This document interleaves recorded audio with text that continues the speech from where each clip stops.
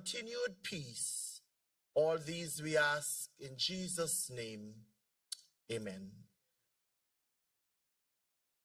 Please be seated. Good morning and a blessed Thursday to you all. I am Javan Library, Press Secretary to the Prime Minister of St. Nevis. It is my honor to welcome you to this cabinet-wide press conference where the Prime Minister and his fellow cabinet members will engage with the media and the public, providing updates on the work of the government and address key national issues.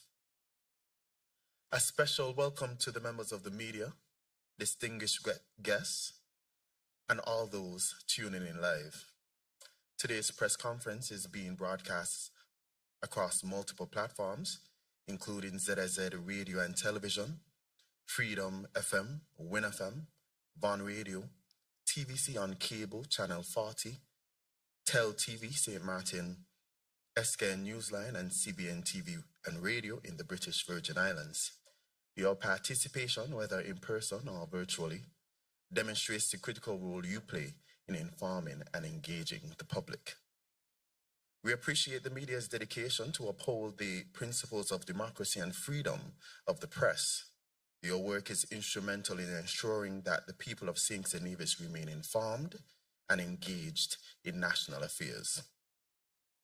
At this time, it is my honor to invite the Honorable Prime Minister of St. Nevis, Honorable Dr. Terrance, but my apologies. Before I invite the Prime Minister, let me just acknowledge the other ministers who are here, of course, starting with the Honorable Prime Minister, Honorable Terrance Drew, Prime Minister of Finance, National Security and Immigration, Health and Social Security, the Honorable Dr. Jeffrey Hanley, Deputy Prime Minister and Minister of Education, Youth, Social Development, Gender Affairs, Aging and Disability, the Honorable Garth Wilkin, Attorney General and Minister of Justice and Legal Affairs, the Honorable Conway Maynard, Minister of Public Infrastructure and Utilities, Transport, Information, Communication and Technology and Post, the Honorable Samuel Duggins, Minister of Agriculture, Fisheries, Marine Resources, Entrepreneurship,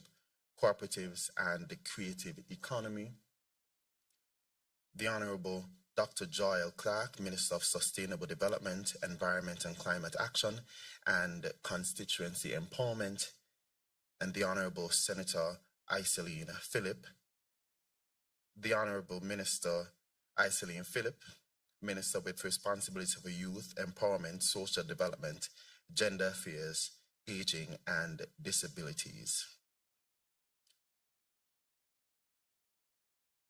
Oh, my apologies, I didn't see the senior minister when he entered, the Honorable Dr. Denzel Douglas, Minister of Foreign Affairs, Economic Development, International Trade, Investment, Industry, and Commerce. At this time, it is my honor to invite the Honorable Prime Minister, St. Nevis, the Honorable Dr. Terrance Drew, to deliver his opening statement. Following that, we will open the floor for questions from the press. Prime Minister, where is yours? Thank you very much, Moderator and Press Secretary, Mr. Javan Librard, for your tireless hard work and dedication to your country. Just want to thank you. Let me also recognize all of the members of the press who are here with us this morning and other guests who are here listening. But let me turn my attention to my cabinet colleagues and to recognize all of them. They were all recognized by name by our moderator.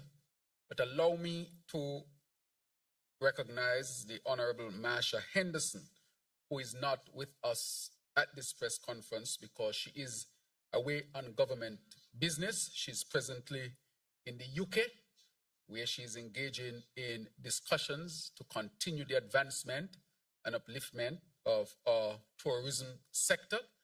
She's also engaging in other discussions in the UK that involves our ship registry. And from all indications, all of the meetings are going extremely well. And I was able to participate along with the Minister of Energy in a virtual meeting with a leading operator here in the Caribbean and indeed the world.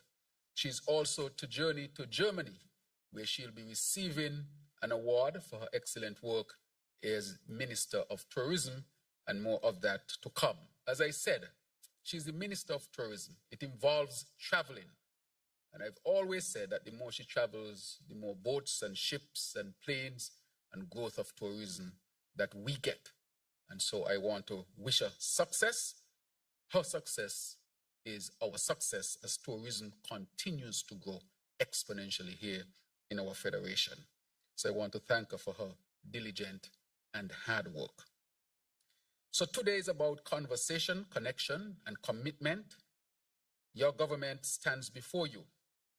We stand before you to engage and to answer your questions and update you on the work being done to move this country forward. This is not just about governance, it's about accountability, trust, and ensuring that every decision we make reflects the needs and aspirations of the people we serve, you, the people. Our mission has been clear from day one, powering progress in every sector for every citizen and resident. We came into office at a time of major challenges, an economy and key institutions that needed rebuilding, a public sector that needed streamlining, and a country that needed a fresh, focused direction. The 2025 IMF report on St. Kitts and Nevis, released to the public almost a week ago, is in keeping with our policy to be transparent in every way that we govern, and not to allow the travesty of 2018, when the IMF report was hidden and kept from the people and the international community by the then administration. I want to add that across all ministries, departments, and sectors, that this government is performing well. Our cabinet ministers will have the opportunity to expand on their respective areas during this press conference. But let me assure you, the transformational progress we have promised is happening, and it is being felt in every corner, in every house, in every parish, in every street, in our beloved federation. We are powering progress in governance and economic reform. We have strengthened our citizenship by investment program, ensuring transparency, long-term sustainability, and international credibility. We are powering progress in energy and infrastructure. Our drive toward energy independence is well underway, with renewable energy projects taking center stage. At the core of our vision for national development is our sustainable island state agenda, our long-term framework for resilient, diversified, and self-sufficient St. Kitts and Nevis. We are not only building economic resilience, but also charting a path towards sustainable prosperity for generations to come. Our approach is bold, strategic, and forward-thinking, one that prioritizes sustainable economic expansion and diversification, SEED, as a means of ensuring continued investment, job creation, and economic stability. We are powering progress in social development. We understand that economic growth must be inclusive, and that is why this government has invested over $320 million in essential subsidies and social programs, from the Budget Boost Wallet, BBW, or JAD as it's now being called, which provides direct financial relief to workers, to the VAT relief holiday, and also when we address the issue of wages. We are powering progress also in healthcare.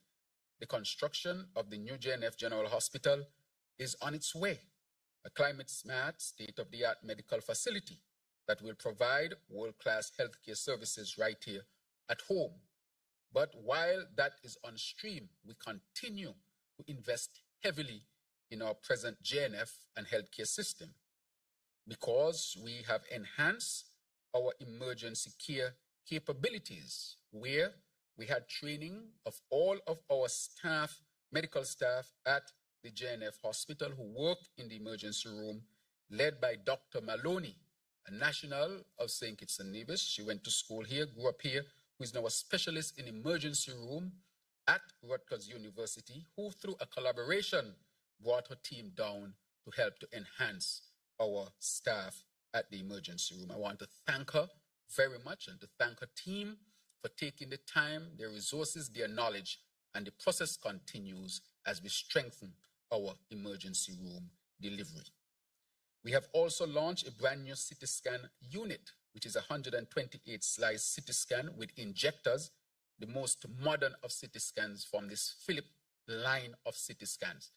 There are only about 4 of them in the whole Caribbean. Just so happen that 2 of them reside in the Federation of St. Kitts and Nevis, 1 at Nevis and 1 in St. Kitts. This will help our diagnostic capabilities and thus treatment possibilities as well for patients. We also have the MRI unit, which is to be completed soon, so that we can have, for the first time in our history, an MRI, one that will also be state-of-the-art, that will be publicly owned and be used to enhance our people's health. They've also prioritized training as was discussed. It is fundamental. We're also empowering progress in tourism and international recognition. Our tourism industry has rebounded significantly since COVID-19, with visitor arrivals increasing year over year. And I must add that one of the things that held us back was the decision by the then government to keep St. Kitts and Nevis closed down up to August 6th, when we made that decision at Marriott Hotel. So we are seeing the rebound of the tourism sector, and I must thank the Minister Henderson and her team for their significant work. And just this week, our destination was honored with the Destination of the Year, Hidden Treasures, an award at the Pacific Area Travel Writers Association, PATWA, International Travel Awards during the ITB Berlin event. This is where our minister would receive her award. This prestigious recognition is a testament to the remarkable work being done in the tourism sector, a sector that creates jobs, fuels our economy, and showcases the beauty and hospitality of our people. More than just an award, this represents the growing global prominence of St. Kitts and Nevis and our unwavering commitment to positioning our country as a leading sustainable tourism destination. We are pouring progress in housing and community development. We are also pushing forward with what we will call GSIS. This is helping us to advance our Sustainable Island State goal. And this Global Sustainable Island Summit, GSIS, will be held here in St. Kitts and Nevis from May 25th to 30th in partnership with Island Innovation. This global event aligns perfectly with our Sustainable Island State agenda and will serve as a powerful platform for knowledge sharing, collaboration, and investment opportunities. I welcome the GSIS organizing team as they work closely with Minister Dr. Clark and her team and the ministry to ensure the success of this summit. We will hear more about this, because for us to hold a summit of this stature speaks well, bodes well for our federation. As I wrap up, this is the reality of a government that is working on behalf of every citizen, a government that is investing, a government that is advancing you, our beloved citizens of St. Kitts and Nevis. We are not just managing affairs, we are transforming St. Kitts and Nevis. We are determined to become a sustainable island state. This is what Power in Progress looks like. So today I invite the press to engage fully, ask your questions, get your answers, and do your best to inform, update, and educate. And I say to do it as you are compelled to do, honestly. And to the people of St. Kitts and Nevis, to let you know that your government is working, your government is investing, your government is advancing, so that you can thrive as a citizen, as a resident in our beloved nation. Thank you very much for those moments to bring these opening remarks. And I will now invite the press who would have the opportunity to ask questions. I want to say to all of you, we have all of the ministers here except the Honorable Marsha Henderson, who have explained is away, and so you can ask questions pertaining to any of their ministries. You normally get a chance to sit around and talk to me and ask me questions for 2 hours plus. So this is an opportunity for you to engage the rest of the ministers so that you can fully understand that this is not a one-man's effort. This is a team effort. This is the A-team that is bringing you a sustainable island state, better living for all our people. Thank you very much. Thank you, Prime Minister, and I'll follow the Prime Minister's lead. We'll move straight to entertain questions from the media, but before we do so, a few reminders for the proceedings. All questions will be directed to the Prime Minister, who may delegate responses to the relevant ministers. When posing your question, of course, please state your name and the media house you represent. And each journalist will be allowed to ask 2 questions per turn to allow for smooth flow and ensure that as many voices are heard as possible. Thank you, Mr. Moderator. Good morning, Prime Minister and Honourable Ministers. I'm Ebony Brandon, SKN Source. My question, the first one, has to do with the unfolding drama around the Eastern Caribbean Central Bank that's unfolding right now. There are stories floating about a home at Beacon Heights, and while all St. Kitts and Nevis is not directly involved in the central bank's use of their funds, we are a member of the Monetary Council, which initially approved the project. And so I'm hoping for some response and clarity for the people of St. Kitts and Nevis, because there seems to be some confusion between the bank being headquartered in St. Kitts and Nevis and its involvement with the construction of the residence at Beacon Heights. The other question that I'd like to ask has to do with this unfolding trade war that the United States seems to be waging. In the last 24 hours, there seems to be some reason and sense prevailing in that it looks like they may be backing down with their northern neighbor, Canada. That has not since happened, or so far happened with Mexico. Where are we in St. Kitts and Nevis in respect of the fallout of any trade war that may occur? And what is the region saying on this matter? We just came out of a CARICOM Heads of Government meeting. I'm sure this is one of the issues that would have been discussed. Thank you. Thank you very much. So she asked 2 questions and then answer. Okay, Yes. good. With respect to trade, the senior minister responsible for foreign affairs and trade, ETAL, the Right Honorable Dr. Denzel Douglas, is here. So I was at the CARICOM meeting, so he would answer that one. Thank you, Mr. Prime Minister, and thank Ebony for that question that she has posed pertaining to the effect of the new presidential statements that have been made on the matter of trade and how these can be affecting us. Over the years, we have been the beneficiary of good trading relationship between the United States of America and the Caribbean, St. Kitts and Nevis included, of course. Remember the Caribbean Basin Initiative, which was established since in the early days of Reagan and other presidents of that nature, and gave us favorable trading conditions with the United States. There was a time when our manufacturing sector in particular would have been the beneficiary, and companies which were established in St. Kitts and Nevis and which might have originated out of Puerto Rico, for example, were tariff-free when the goods entered into the US market. That has changed dramatically over the years.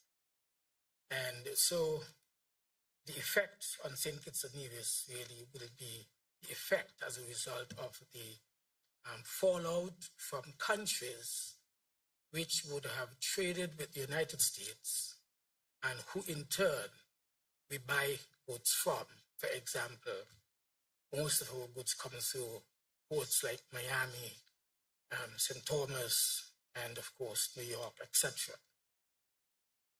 What it means, therefore, is that it is expected for us to pay higher prices for the goods that would have been imported through any port or from ports of origin where increased tariffs would have been placed by the announcements made by the President Trump, within 100 days of taking office for a second time in the history of the United States. Not only will this impact us because of the increase in tariffs, but we have already been impacted because of COVID, where it takes much longer for goods to arrive to our ports, much longer because there has been disruption in the supply trade routes as a result of shortages from COVID.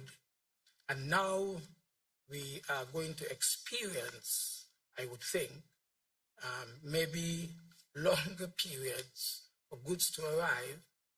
The cost of these goods would go up. And then, of course, it will impact negatively on the cost of living for our people here in St. Kitts and Nevis. The good thing about it is that the entire world is responding to what has been announced by the President of the United States in terms of increased tariffs. We have seen, for example, the pushback from countries like Canada.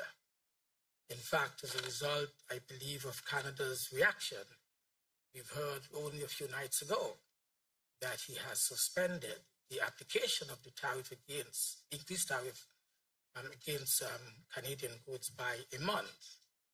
And maybe that could be extended further because the Canadian government has indicated that its citizens will not be the ones to suffer, but the Americans themselves will suffer. And so that's the way it is. We are a small part of the hemisphere. Our contribution to trade at the moment in terms of in terms of our goods going into the American ports and so forth, that is not as significant for St. Kitts and Nevis as it was before. Of course, we still have the electronic assembling parts with a few of the companies that are manufacturing goods that go into the US market. And we are still waiting to see how those tariffs will impact positively or negatively on the cost of goods, depending on what side of the equation you're sitting. I think let's stop here.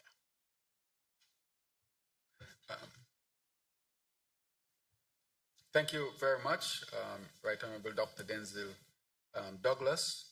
The question was asked about the central bank. Let me say the central bank really has the interest of the countries that are part of the ECCU. St. Kitts is just one country. It just happened to be in St. Kitts and Nevis. Decisions that are made with the interest of all of the countries who are part of the ECCU. So let me say this does not come under the purview of the St. Kitts Nevis federal government. It's an entity that involves all of these governments. So I just want to put that out. With respect to what you speak about, with respect to the residents, let me say first of all that the central bank, the Monetary Council has a chairperson. The initial chairperson, Webster, as you know, it has now been passed on to another country, I think is Antigua at this particular time, because we rotate. And the chairperson for the Monetary Council would, speak to issues during their cycle when those issues come up. And so any decisions made is made collectively with all the countries involved, and not just one country having a say with respect As we know, this is an ongoing discussion in the public. I can say that all information with respect to this is being sought, and I think that the central bank, in its prudence, will make sure that the information is collected and properly presented to the people of the region, not just St. Kitts and Nevis, to the people of the region. And so I think that they are in a process of making sure that they continue their process of transparency and integrity, and that information that is being sought will be, of course, collected and be given to the people of the region. Let me say, with respect to that, I myself would seek to, I'm seeking to get whatever information, as with anything else that has to do with the central bank. So I cannot speak specifically to all of what is there. I think it is a prudent thing to get all of the information and let the information be delivered in an appropriate manner to the people of the region. There are decisions, of course, from the central bank from since in the 80s, 90s, that are still governing the central bank to some extent, as you go from year to year, from one administration to the next administration. So at some point in the past, decisions were made that are continued because there seem to be collective good decisions for all of us. And the central bank has served us well. It has kept the EC dollar stable. The EC dollar is one of the most stable currencies in the world. You go across the region and you hear others that have their currencies goes up 10%, drop by 25%, 30%, or they don't have the required reserve in terms of US dollars to back their currency. And so if you want to spend US dollars in some country, you have to make a special application to the development, to the central bank to determine how much foreign exchange you would get. These things don't happen in the ECCU, because the ECCU is well managed by the central bank. If you want to know if a central bank is worth its salt, tell me how stable your currency is, and tell me how much you have in reserve to back your currency. The EC dollar is one of the best managed currencies in the world, which means that the central bank is doing an excellent job. And I want to commend the central bank over all these many years for doing the excellent job in keeping our currency stable, hence our economy stable. However, a question has been asked with respect to the residence for the governor. And I say with the residence for the governor because whoever is the governor, the central bank will provide a residence. It is not specific to any one person. And so if that question is asked about it, the central bank, just like it releases information on its currency, the trends and so forth, it too will release any information that is asked. And I'm very sure that in its prudent action, it will also release that information. But I just want to make it clear that the central bank does not come under the governance of St. Kitts and Nevis. It's owned by all of the countries of the ECCU, and the countries together dictate the direction of the central bank. It just happens to be here in our Federation of St. Kitts and Nevis. But I don't dare go to the central bank and try to give orders, because it does not belong to us, and it does not come under my leadership. It comes under the leadership of everybody. So any decisions that are made are collective decisions, whether it's to do with the residents, whether it's to do with the currency, the direction, and so forth. And therefore, I would say the central bank will gather all of the information that is being asked and in a transparent, prudent way, put that information out. Thank you. Good morning, Devon Cornelius, ZIZ Broadcasting Corporation. Just two questions for now. What is the status of the investigation into the sham marriages case here in St. Kitts and Nevis? And what is the status of the climate smart houses in terms of the construction timeline, and what exactly has caused the delays? Thank you. With respect to the sham marriages, I will pass that question on to our Attorney General, the Honorable Garth Wilkin, and with the housing, the Minister of Housing is also here, who would attend to that question. Attorney General. Thank you very much, Prime Minister. Good morning to everyone.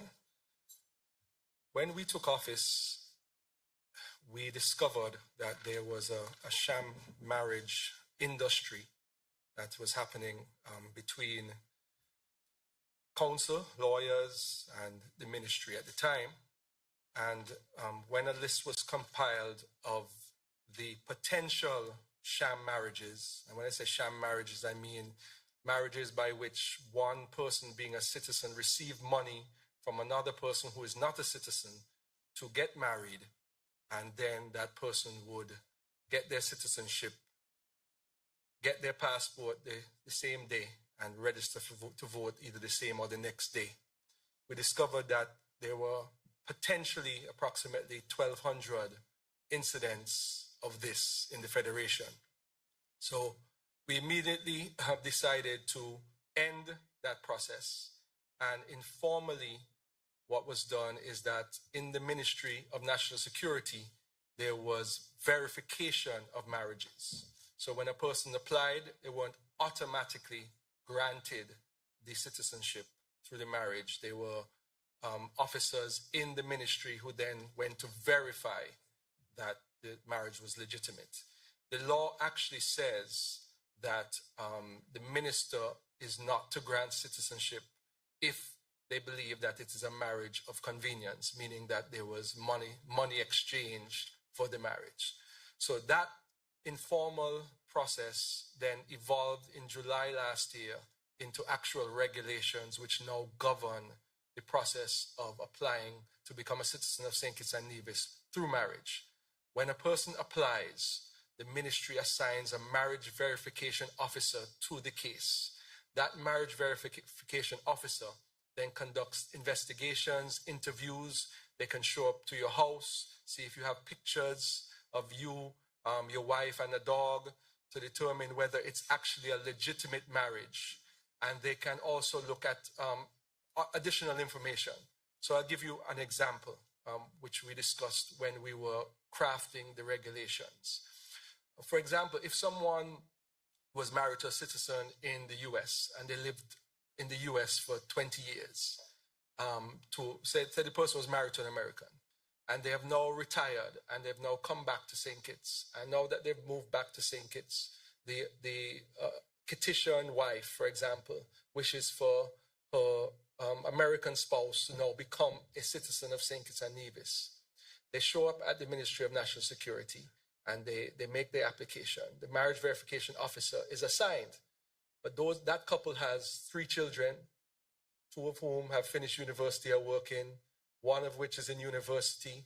They have a house in the US. They have a house here.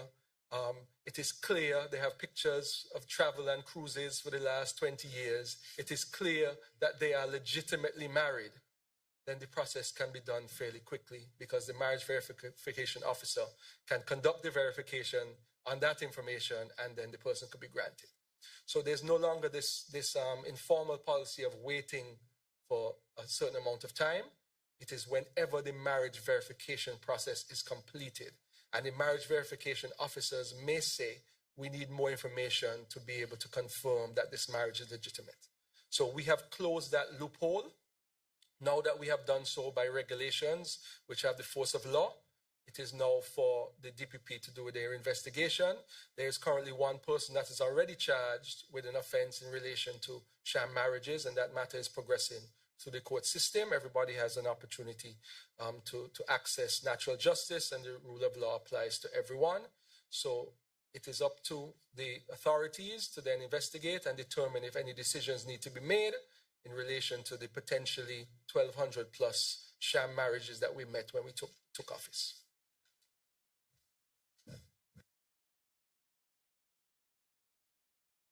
Yes, the Minister of Housing, go ahead. Thank you very much, Honorable Prime Minister.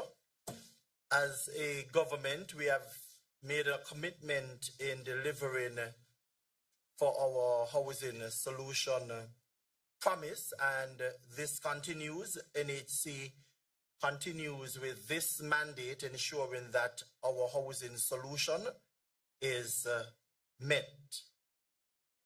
To date, NHC would have completed and a few under construction, just about 140 homes, which is the highest based on the statistics that they have at the corporation that has ever happened within the 2 year and a 2.5 year span. Directly to the question that was asked, as you know, as a country, we engage the East Coast Housing Development in assisting us in delivering some homes. Unfortunately, the 600 homes that we were anticipating, with all of the challenges that we might have been experiencing, not us so much as a government, but the investor, that has caused some delays. These matters are being worked on. And what I said to the Federation is that based on the contractual arrangement that we would have signed, the AG office, of course, is working on ensuring that the government's interest, which it is protected. But because of the delay, we have not lost any money as a government, but we are committed in continuing with our home delivery. There are many investors are sending in proposals, and we are going through these proposals. The new method, the technology that was introduced, it took a longer time in terms of buy-in, but we are working on all of those. So that's where we are right now with the East Coast in particular, but we would have constructed through NHC just about 140 homes, and we are continuing. Thank you.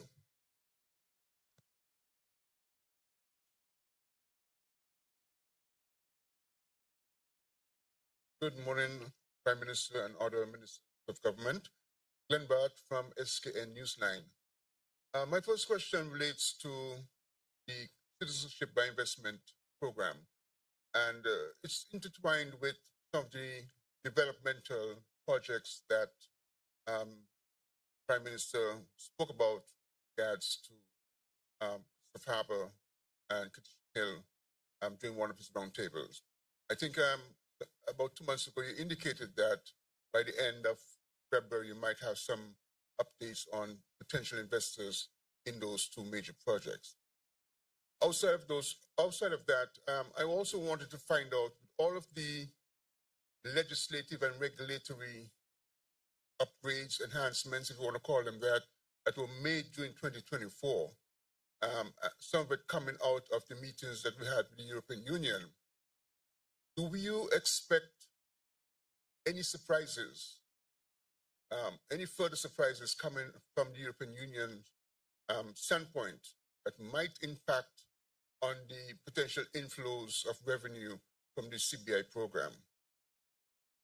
In addition to that now, based on period of time that has transpired between those changes and now, what has been the impact on the inflows?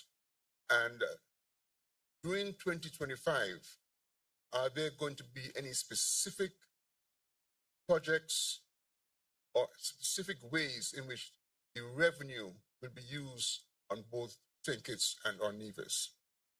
All right, that's my first question. The second, yes.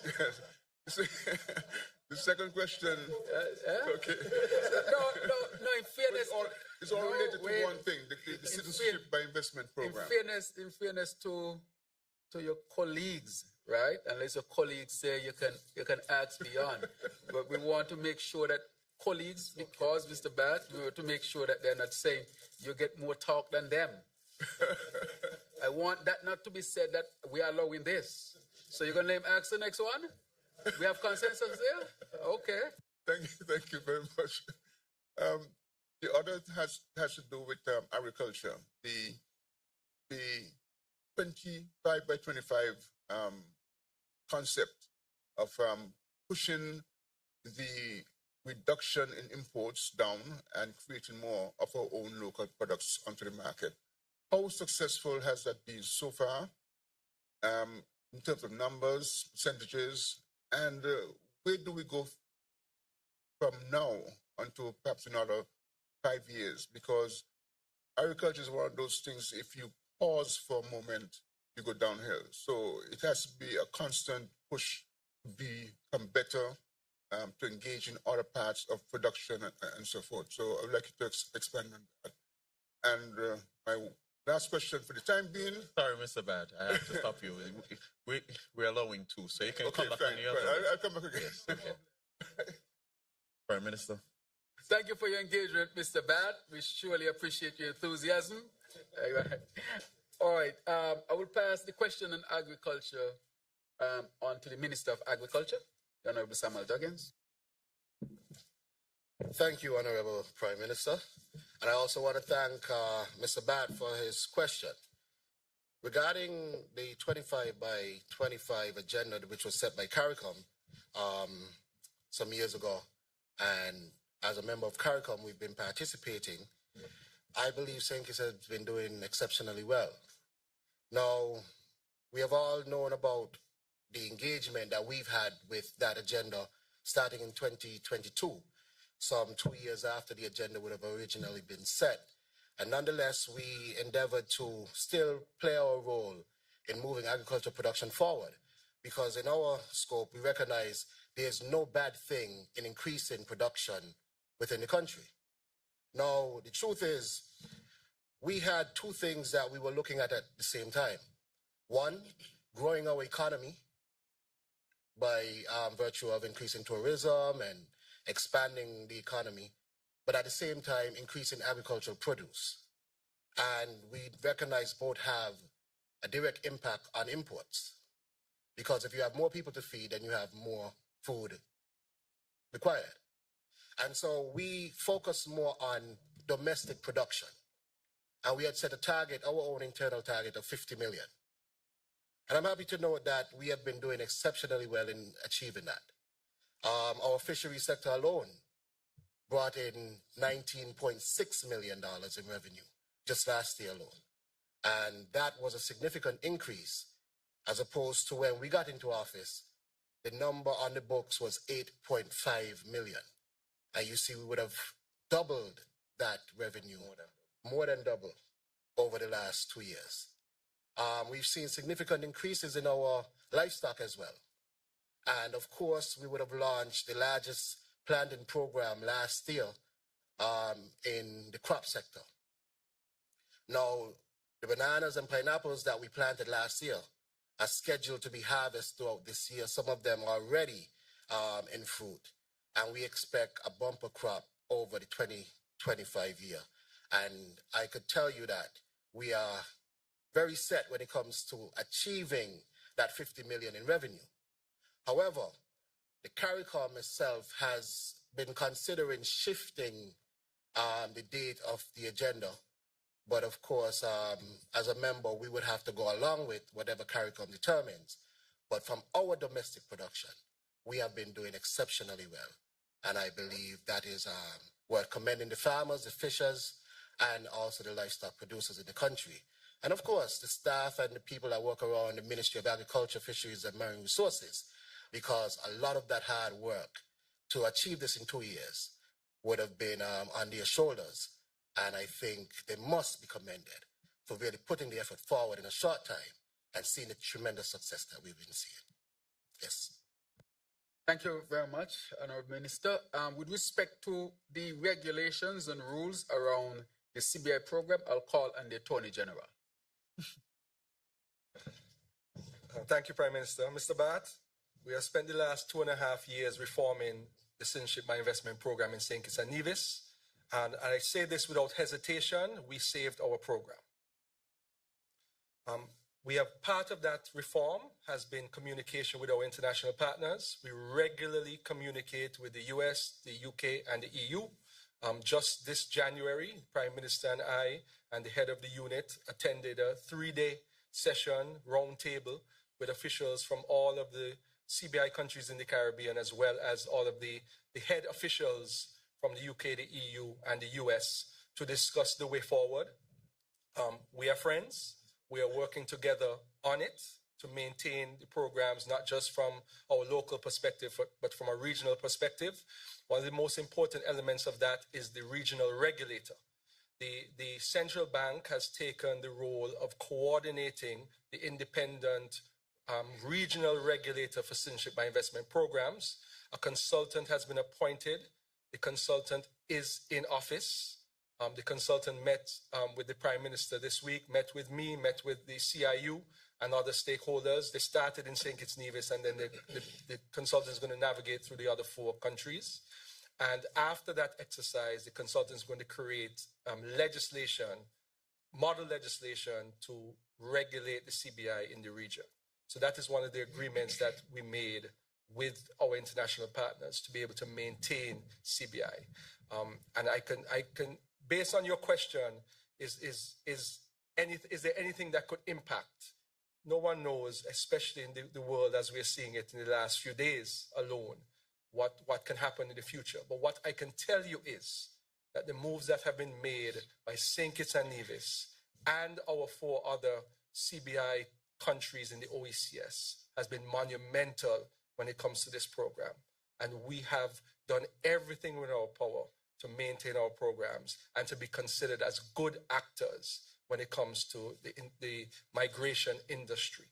So everything, all of the energy, the AGs, the prime ministers, the head technocrats, the heads of the units, everyone is on board.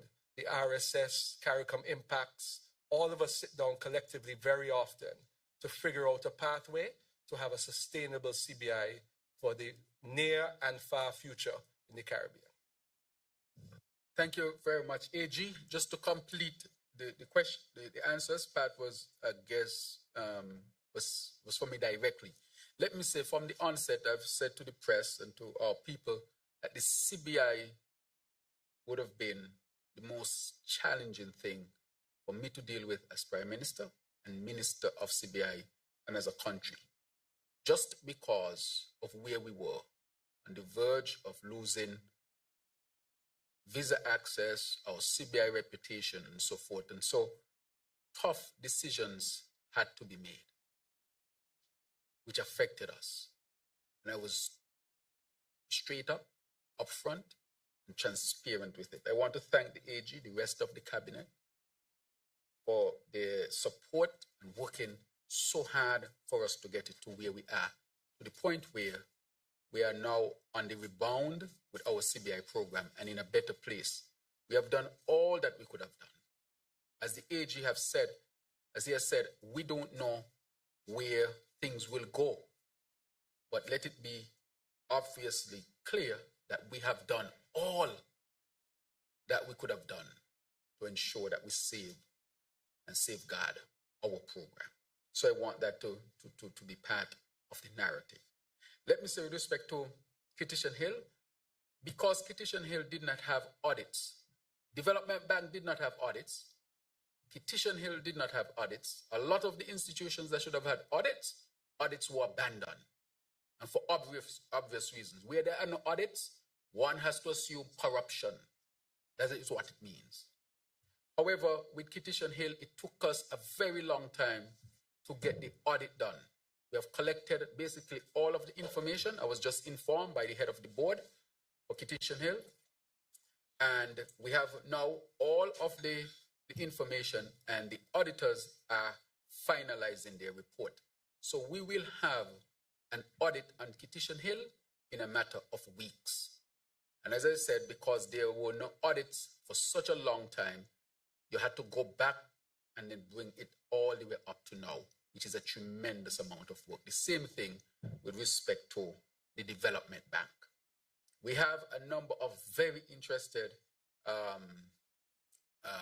suitors in terms of investors, and that will be laid before them in short order. And so I wanted to bring you up to date on that. But with respect to Christoph Harbour, again, as I said, I would update again. We are extremely close, moving along, extremely close. I've been asked not to speak on certain details based on legal advice.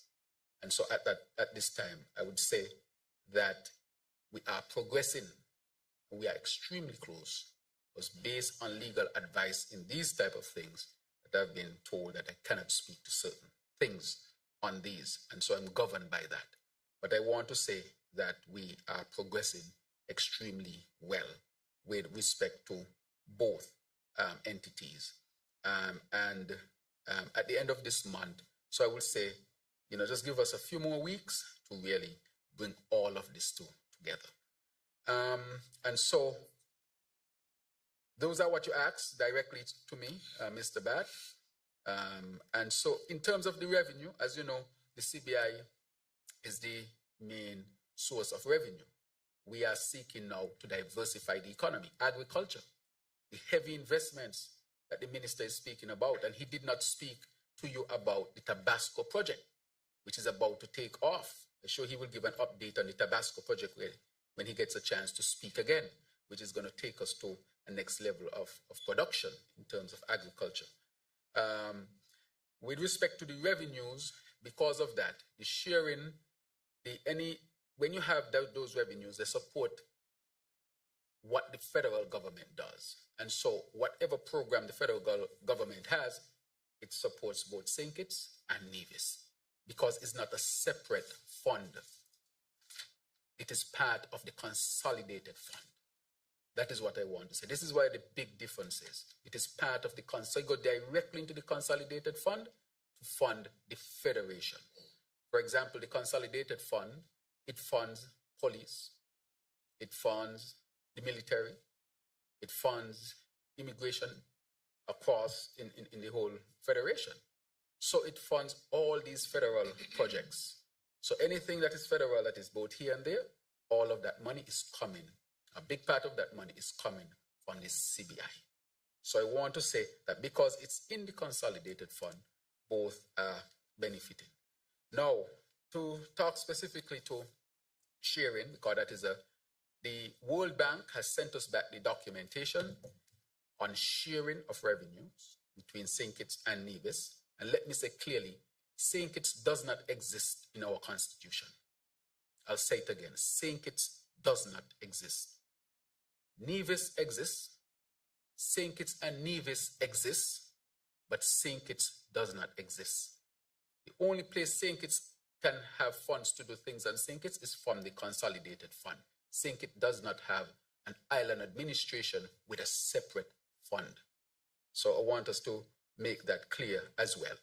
However, the World Bank is helping us, has helped us. So that information is with the FS. She's, of course, deciphering it and is to present it to me, to present to the cabinet, and also to the Nevis Island administration and to the Premier of Nevis. But that came in just a couple of weeks, and it has to be, of course, formatted and so forth so that the discussions can take place. As I said, I asked the World Bank to complete that work so that we can have a framework from an institution that has no skin in the game, an institution that is respected, so that we can have some level of guidelines or some guidelines as to how this should be done.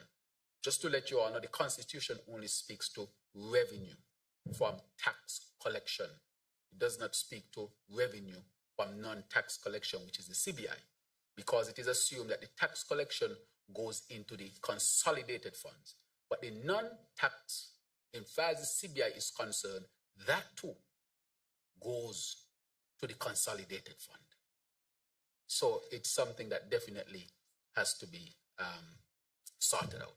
Okay, so I want to thank you very much. Go ahead. Thank you very much, the Honorable Prime Minister. My name is Peter Ngunjiri, freelance journalist. And for those who feel that they don't know me, you could ask the PM. I live in his neighborhood, although I vote in number 2. My first question is actually a follow-up on what Ms. Brandon would have asked. Because long before Mr. Trump came on the scene, the government here in St. Kitts and Nevis had decided to assist people who are going through difficulties like the budget, the budget boost, reduction of VAT, But now, I mean, those are workers. The question I'm trying to find out is what specifically is being done to assist small businesses who do a lot for this country? And I'm asking that coming from the fact that the minister we have here who is in charge of small businesses, I can vouch and say that he has done more work for small businesses than any other minister before him. Have been dealing with small businesses since 1999, and I've seen the way the Honorable Samuel Daggins has promoted small businesses. So now looking at what Trump is expected to do to us, what is the government going to specifically do to assist our small businesses who will be greatly affected by those tariffs? The second question, I'll reserve it.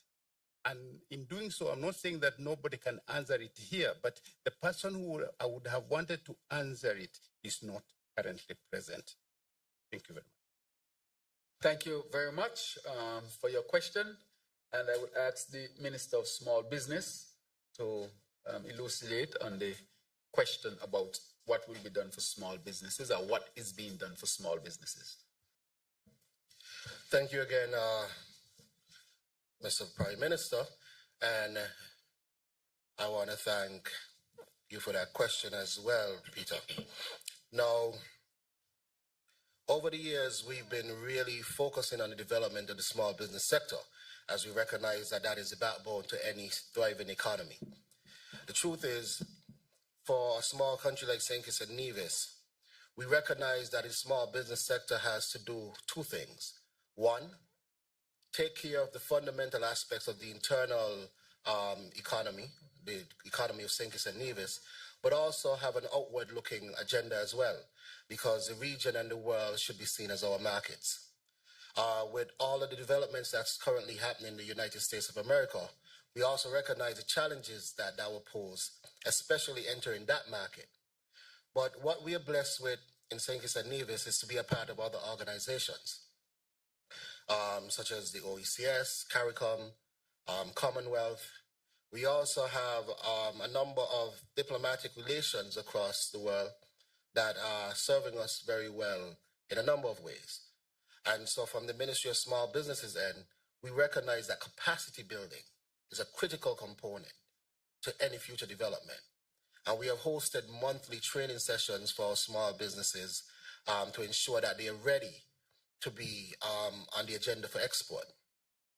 Beyond that, we have also been working along with financial institutions, most notably the Development Bank and National Bank, to provide facilities for affordable credit for small businesses, because that's another area where small businesses really need support in having the right funding to enact their activities and scale up on a massive level. I am happy to note that some of those projects are currently undergo and will be unveiling new ones shortly, and small businesses will have access to greater funding.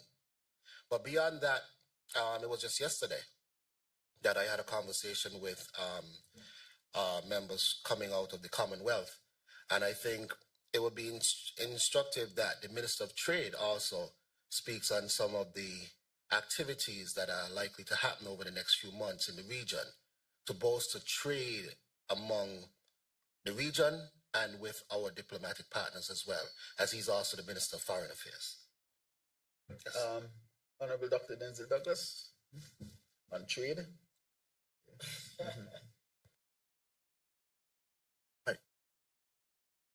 Yes, good.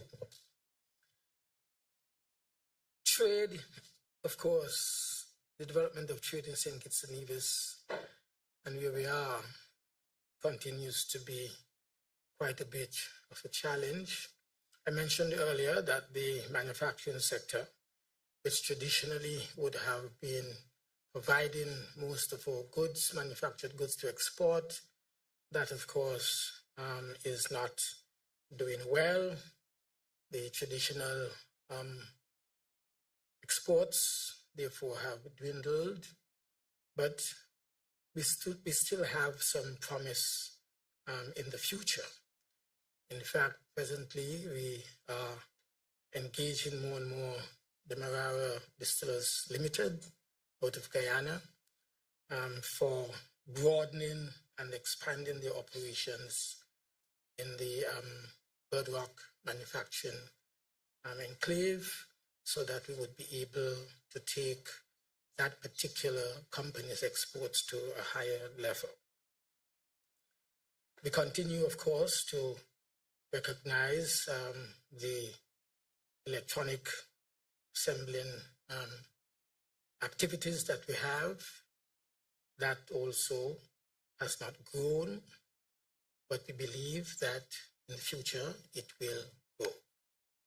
In fact, I had the opportunity yesterday to speak with one of our new honorary consuls out of Pakistan, who has identified 3 areas that they can assist St. Kitts and Nevis with regard to its trade. We were looking at textile that needs to be properly analyzed. Then we're looking at the possibility of cheese, manufacturing cheese, maybe not only just to send abroad, but to meet our own domestic market. In pursuing that in particular, we have to look at the availability of milk from goats, milk from cattle. It means, therefore, we have to establish an expansion program for the cattle industry here, and livestock industry here in St. Kitts and Nevis. Then we are concentrating to some extent on what we can do with regard to high-tech technological activities in the industrial estate, so that we can buttress what we have been doing for years in terms of the electronic assembling stations that we have. So these are some of the areas that we are looking at with regard to our export trade. The import trade, to some extent, we are looking at what is happening within CARICOM and what CARICOM is doing with other countries, so that there would be a better flow of trading goods of our own products into second countries who are out of CARICOM, and in the process examine what products that they can bring into the CARICOM market, and thus necessary controls that would need to be put in place. This is happening in particular with Trinidad and 1 or 2 Latin American countries, and to some extent, this is where we are at the moment with trade. Thank you very much, Minister of Trade. Let me add, as the Minister was speaking, that in the last CARICOM Heads of Government meeting, it was announced by the President of the EU Commission that the EU wants to participate in an agreement with the region to buy energy in terms of hydrogen. As you know, we have a lot of wind, we have solar, but we also have geothermal energy. So can we become a net energy exporter of green energy, and help the world with climate change? That has been put on the table, and we are taking it very seriously. Let me add, because Minister Duggins did make mention of the official who is here from the Commonwealth, just to say that St. Kitts and Nevis, together with the British government, are partnering leadership in developing trade within the Commonwealth. And it will take different forms. In fact, the gentleman who is here is first looking for potential scholars. At least 2 scholarships would be offered. He would be examining the potential for improvement and increasing of trade within the Commonwealth region, and simply to say that it's good that this is happening, because again, St. Kitts and Nevis, together with the British government, Minister of Trade, Minister of Foreign Affairs, the 2 countries have come together lead the Commonwealth on finding solutions to increase trade within the Commonwealth region. Thank you very much. Ralston Rankin, Sugar City FM. I have two questions. Honorable Prime Minister, at your last round table, I asked the question, how much is it costing the government to utilize the JAD to pay the budget boost wallet? You did not have the information on hand at that time. So I'm hoping that you have it today, possible. And also, can you tell us the funds, where is it coming from, the CBI, Social Security, or elsewhere? And the feedback, it's, I would say a balance, negative and a positive in terms of using, the app. Because obviously I would have to ask and do a survey when it comes to that. And I personally must say I don't have a problem with, using the app. I'm just relaying the question that is given to me by the public. And my next question, which would go to the Honorable Minister Congress. I've had some complaints about persons seeing an increase in the electricity bill. In all fairness, I would have to ask them the question, are they doing the things they should be doing to help reduce, the cost in electricity? And, they've been saying yes, they have been plugging out stuff and they haven't had any extra appliances and so forth. So what I did, I put it to the test. For the last 2 months, I pretty much did the same. And I did see a little, increase in my electricity bill as well. I'm hoping that you can shed some light on that as to why that might be happening. If it's a meter reading problem or so forth or whatever the case might be. And also you can shed some light on the scale-up operations on persons' appliances, being damaged, if there's claims for that. In all fairness to Skelec, I know they do put out when they're going to be doing maintenance work, so persons would have to protect themselves and their appliances for them. But if it's a case whereby that wasn't happening, would you speak on if persons can add claims to that? Thank you for now. All right, thank you very much. So I'll pass it on to the Honorable Economist Maynard. Thank you very much, Mr. Prime Minister, and thank you for the question. Thank you for everybody to be here. I think the first point to make is that there has been no adjustment of the tariff rate for electricity for residential or for commercial. There has been no adjustment in the tariff, and we don't foresee any upward movement on the tariff at all. Our intent in getting involved in renewable energy is to see the tariff go down. So this will have to be a case of usability or usage of the electricity. So what you would have to do is to look at what your actual usage is and see if the usage itself has increased. So it's not sufficient to just look at the price, but look at your usage. How many kilowatt hours did you burn in the particular period? Also, look at the billing period, because sometimes you can have a period that is, say, from the 1st of a month to the 28th of that month, and the next reading maybe is from the 28th of that month to not the following month, but the 5th of the other month. So the time period is longer for calculation. So you have to look at those details, because at present, all of the bills are not billed exactly at the same time. So you may have a meter reader that reads it in 28 days. You may have one that reads it in 30-something days. But the important thing to look at is the usage and the rate. You would see that they have not changed. Another reason someone may see an increase is that many years ago, actually, under the former Labour administration, there was a savings encouragement scheme that was implemented at Skelec, where if you use under a certain amount of kilowatt hours or a certain amount of energy, you get a particular discount. So if, for instance, that I can't recall exactly what level it is, but let's say it's at 200 kilowatt hours per month or per billing period.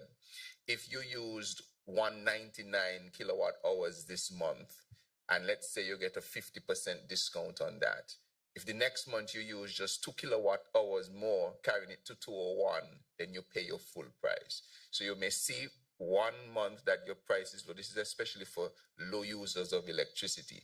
You may see a discount, and it will show that you have a discount. And then the next month, you just use a little bit more, and you now are paying full price.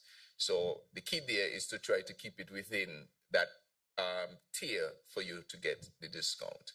I want to also add that we are in the process, and we have secured all the processes to completely replace all of the meters in St. Kitts for Skelec. We have procured a new AMI meter by Itron, which will allow for the analysis of everything that is happening on the residential side and the transmission side. So those meters will now be able to tell whether the incident happened on the person's property or whether it is something that happened from the grid. So that is being done. I think there are meters already on the ground. We went to Parliament the other day just to secure the guarantee so that Skelec can loan. That's just an administrative position. Skelec obviously has to invest in its improvement, and it is doing its process to do that. And so very shortly, over the next coming months, persons' meters will be changed out to these very advanced new smart meters that will also allow for the interconnection of renewable energy that you will put on your property.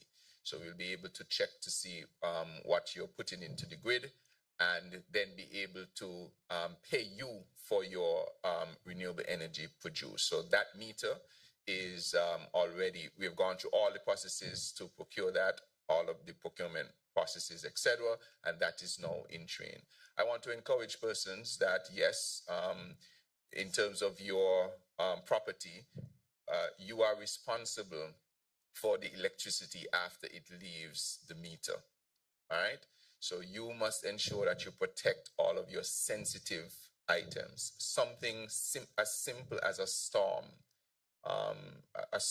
with the cloud cover that we have can have an effect on the electricity, which you sometimes don't have full control of, where you can have lightning or anything close to that can send spikes to your system. What you have to do is to ensure that your sensitive equipment is protected. When you look at surge protectors, there are certain ratings on them on how high a spike they can protect.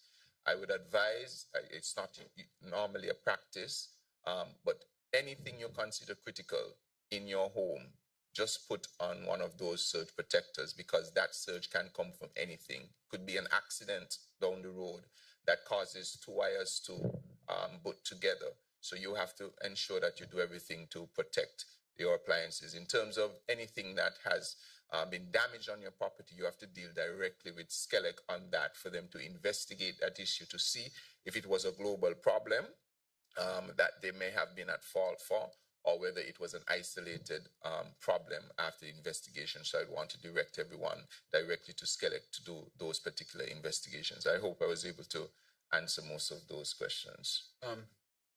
Thank you very much, Minister. Very comprehensive. I looked at the face of a few of the reporters, and when you mention about the smart meters and that they will be able to sell, our citizens can sell renewable energy back to Skelec, I think you might need to spend an extra 2-3 minutes on it later on. Yes, that the meter's already here. I look at your faces and I saw the shock, really? So, but let me answer quickly. The matter to do with the budget, let me give you specifics because I now have the numbers that you asked for previously, Rankin. In January, we helped 19,372 persons to a cost of 4.8 million. In February, 20,500 persons to a cost of approximately 5.1 million. People are using it prudently. NHC, cumulative 23,000 plus. Skelec, cumulative 530,000 plus. Water Department, 95,000 plus. Nevlec, 149,000 plus. Nevis Housing and Land Corporation, nobody has accessed it as yet. Nevis Water, this is January, sorry. Nevis Water Services, all this is January, 53,000 as well. So it's happening on both sides of the waters. February NHC 29,000 plus went up. Skelec 772,000, it increased. St. Kitts Water Services 136,000, increase as well. Well, it's cumulative. Nevlec 208,000. Nevis Housing Corporation, we have seen somebody entered, $250. So they just now recognizing it can be used there. So I'm sure by next month we will see more people paying. Or maybe they just pay, yes. And Nevis Water Services Department up to a total of 77,000, to a total of 2.1 million and 3.3 million, respectively for groceries. So groceries and food in January, 2.1 million, and groceries and food in February, $3.3 million. So what we are seeing here, Rankin, is that people are using the money to help themselves and help their families. They are paying their bills and they're spending it on food. But these were the issues affecting our people. And we'll continue to support. The money, of course, is coming from the consolidated funds, from tax revenue and non-tax. And of course, is also obviously benefiting the whole of Nevis as well, because the CBI funds go to the consolidated funds. And this is a national project. In other words, it is a federal project, which means Nevisians are benefiting directly. And that's another benefit that they would have from the CBI program as well, because it's part of the consolidated fund. I heard you speak about the numbers, half. I did a survey on this.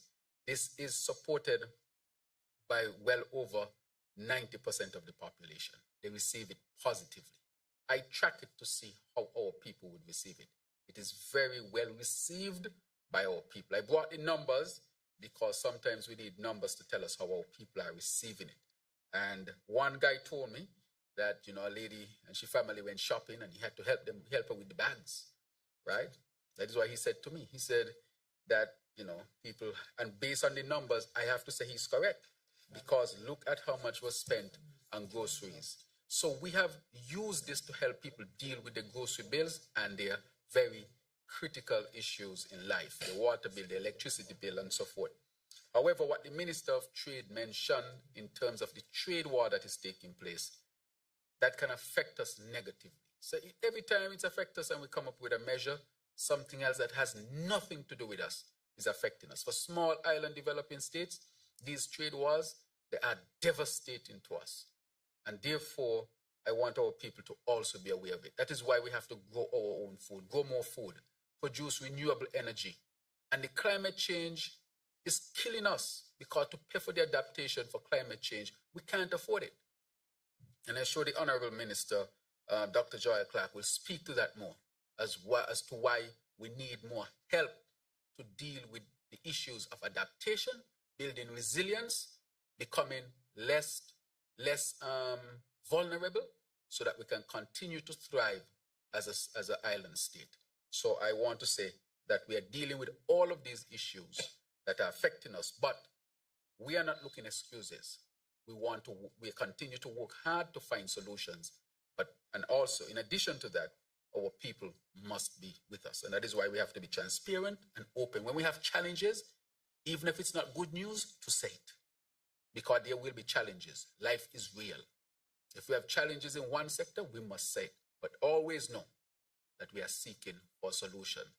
That is why the minister announced today that you'll be able to sell your renewable energy to Skelec, innovative, and we are finding our own local solutions to the issues that affect us, and we have not created them, from climate change to international trade wars. Thank you. Go. Good morning, Sherma Matthew, SKNIS. There has been quite a buzz in St. Kitts and Nevis concerning the single-use plastic ban, which began on December 31st of last year with the ban on importation of the T-shirt shopping bags. Now, March 31st this year, we are going to see the ban on sale and distribution of items. And is it possible for us to just get an update or feel or feedback on the engagement with the consumers as well as businesses where this is concerned? And the senior minister touched briefly on partnership with Commonwealth.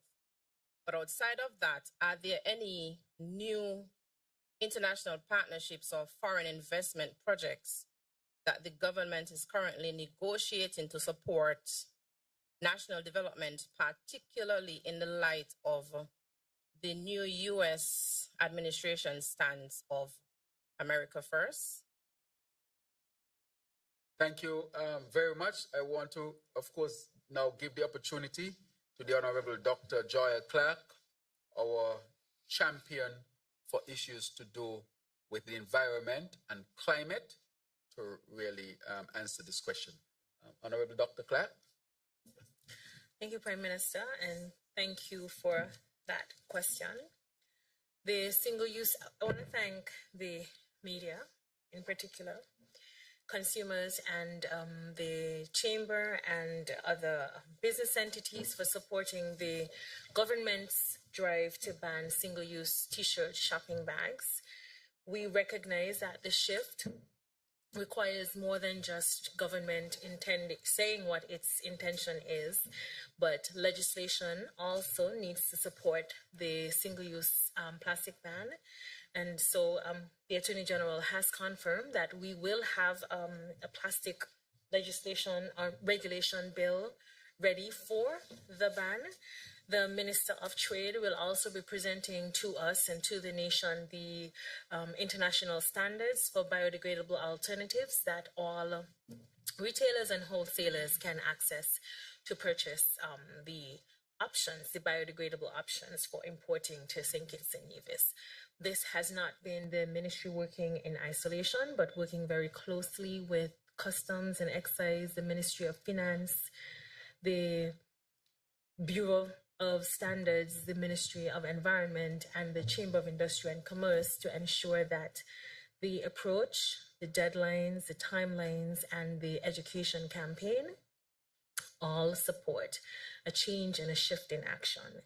If we are to become and transition to a sustainable island state, then definitely we need matching legislation, we need policy, and we need political will, which is very evident from this cabinet, from this government, and we need the people of St. Kitts to be on board. So 31st of March, we'll be doing this together. I might just take a minute, Prime Minister, to greet the colleagues from Island Innovation who are here with us. We're bringing 300 plus folk to St. Kitts and Nevis, and they are coming here when we have our plastic ban. They are coming here to talk about sustainability, food security, water security, energy transition, and what better way to greet 300 persons who are interested, island nations who are interested in sustainability, than to come to a country where single-use plastic is no longer the norm. Thank you. Thank you very much, Minister, and I greet those from Island Innovations. Just to give some background, I was a keynote speaker at the event at Prince Edward Island in Canada just about a year ago. We sat down and we said that St. Kitts and Nevis is more than ready to host them here. It's an international forum and it's of high prestige. And I want to thank the Honorable Dr. Joya Clark again for championing this cause. Next question.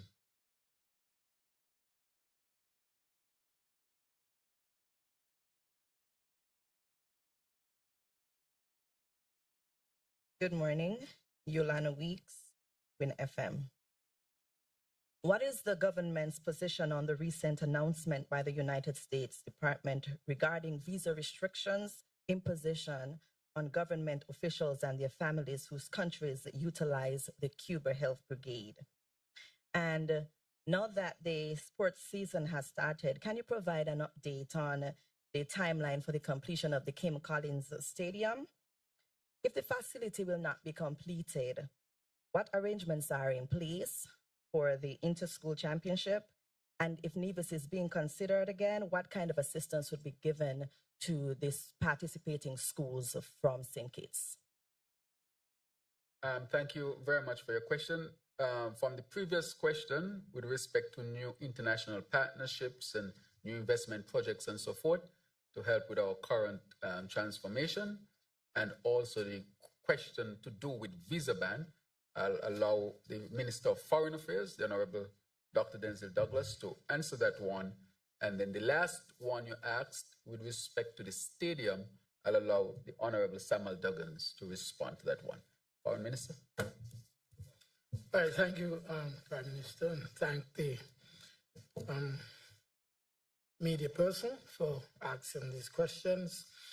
With regard to what would have gone before in terms of new investment opportunities that are emerging, quite a lot of what we are doing in the Ministry of Foreign Affairs, International Trade, Economic Development and Investment, it's really bringing in foreign direct investment to support the specific agenda that we have set for ourselves as a people and as a government in advancing to the sustainable island state. What are these main pillars with regard to investment opportunities? The first, of course, is energy. And you would have heard from time to time that we are not just simply trying to bring the cost of electricity down by doing a number of things, but specifically, we believe that transitioning the economy from its dependence on fossil fuel energy and going into areas of renewable energy, green energy, that would bring enormous impact and positive results for our people. We therefore have been working very closely with a number of countries in the Middle East. In fact, just recently you would have had the joint press release from the Prime Minister and the Premier of Nevis with regard to the input of quite a bit of capital from foreign sources into the geothermal assessment, and thus bringing geothermal energy to fruition in Nevis for the benefit of St. Kitts and Nevis. So that's an area that we are pursuing and attracting foreign direct investment. Apart from that, Skipper on a very regular basis receives a number of requests by investors to get involved in solar energy production. Again, diversifying, I would say, our dependence on fossil fuel and using now energy from the sun, solar energy. We have been saying for some time, in fact, I would attribute this to the Minister of Energy himself, Mr. Maynard, that if you are able to resolve the issues in energy, you would also be able to solve all the issues that we have, especially in water and agriculture, food agriculture. Because the desalination that we are pursuing in order to relieve the shortage of water in our country, that again is well supported by foreign direct investment. And so we can thank the Taiwanese government and the team that we have here, led by our ambassador here, for making tangible contributions in ensuring that this particular project is successful for the benefit of the people of St. Kitts and Nevis. And it impacts not only bringing running water, reliable and clean running water for our people, but also it will help in the irrigation that is absolutely necessary if we are to advance agriculture to the next level. So these are some of the areas of investment, apart from what we're doing in terms of education of our people, providing scholarship opportunities from foreign countries so that we would be able to be better trained. We are now looking at Morocco a lot of the new areas for engineering that we're pursuing with our students in Morocco is in the area of energy and water, so that we have technically trained people on the ground to ensure that this works when it comes into being. And now the last question, the last part of the question pertaining to the threat that has been mentioned by the Secretary of State, that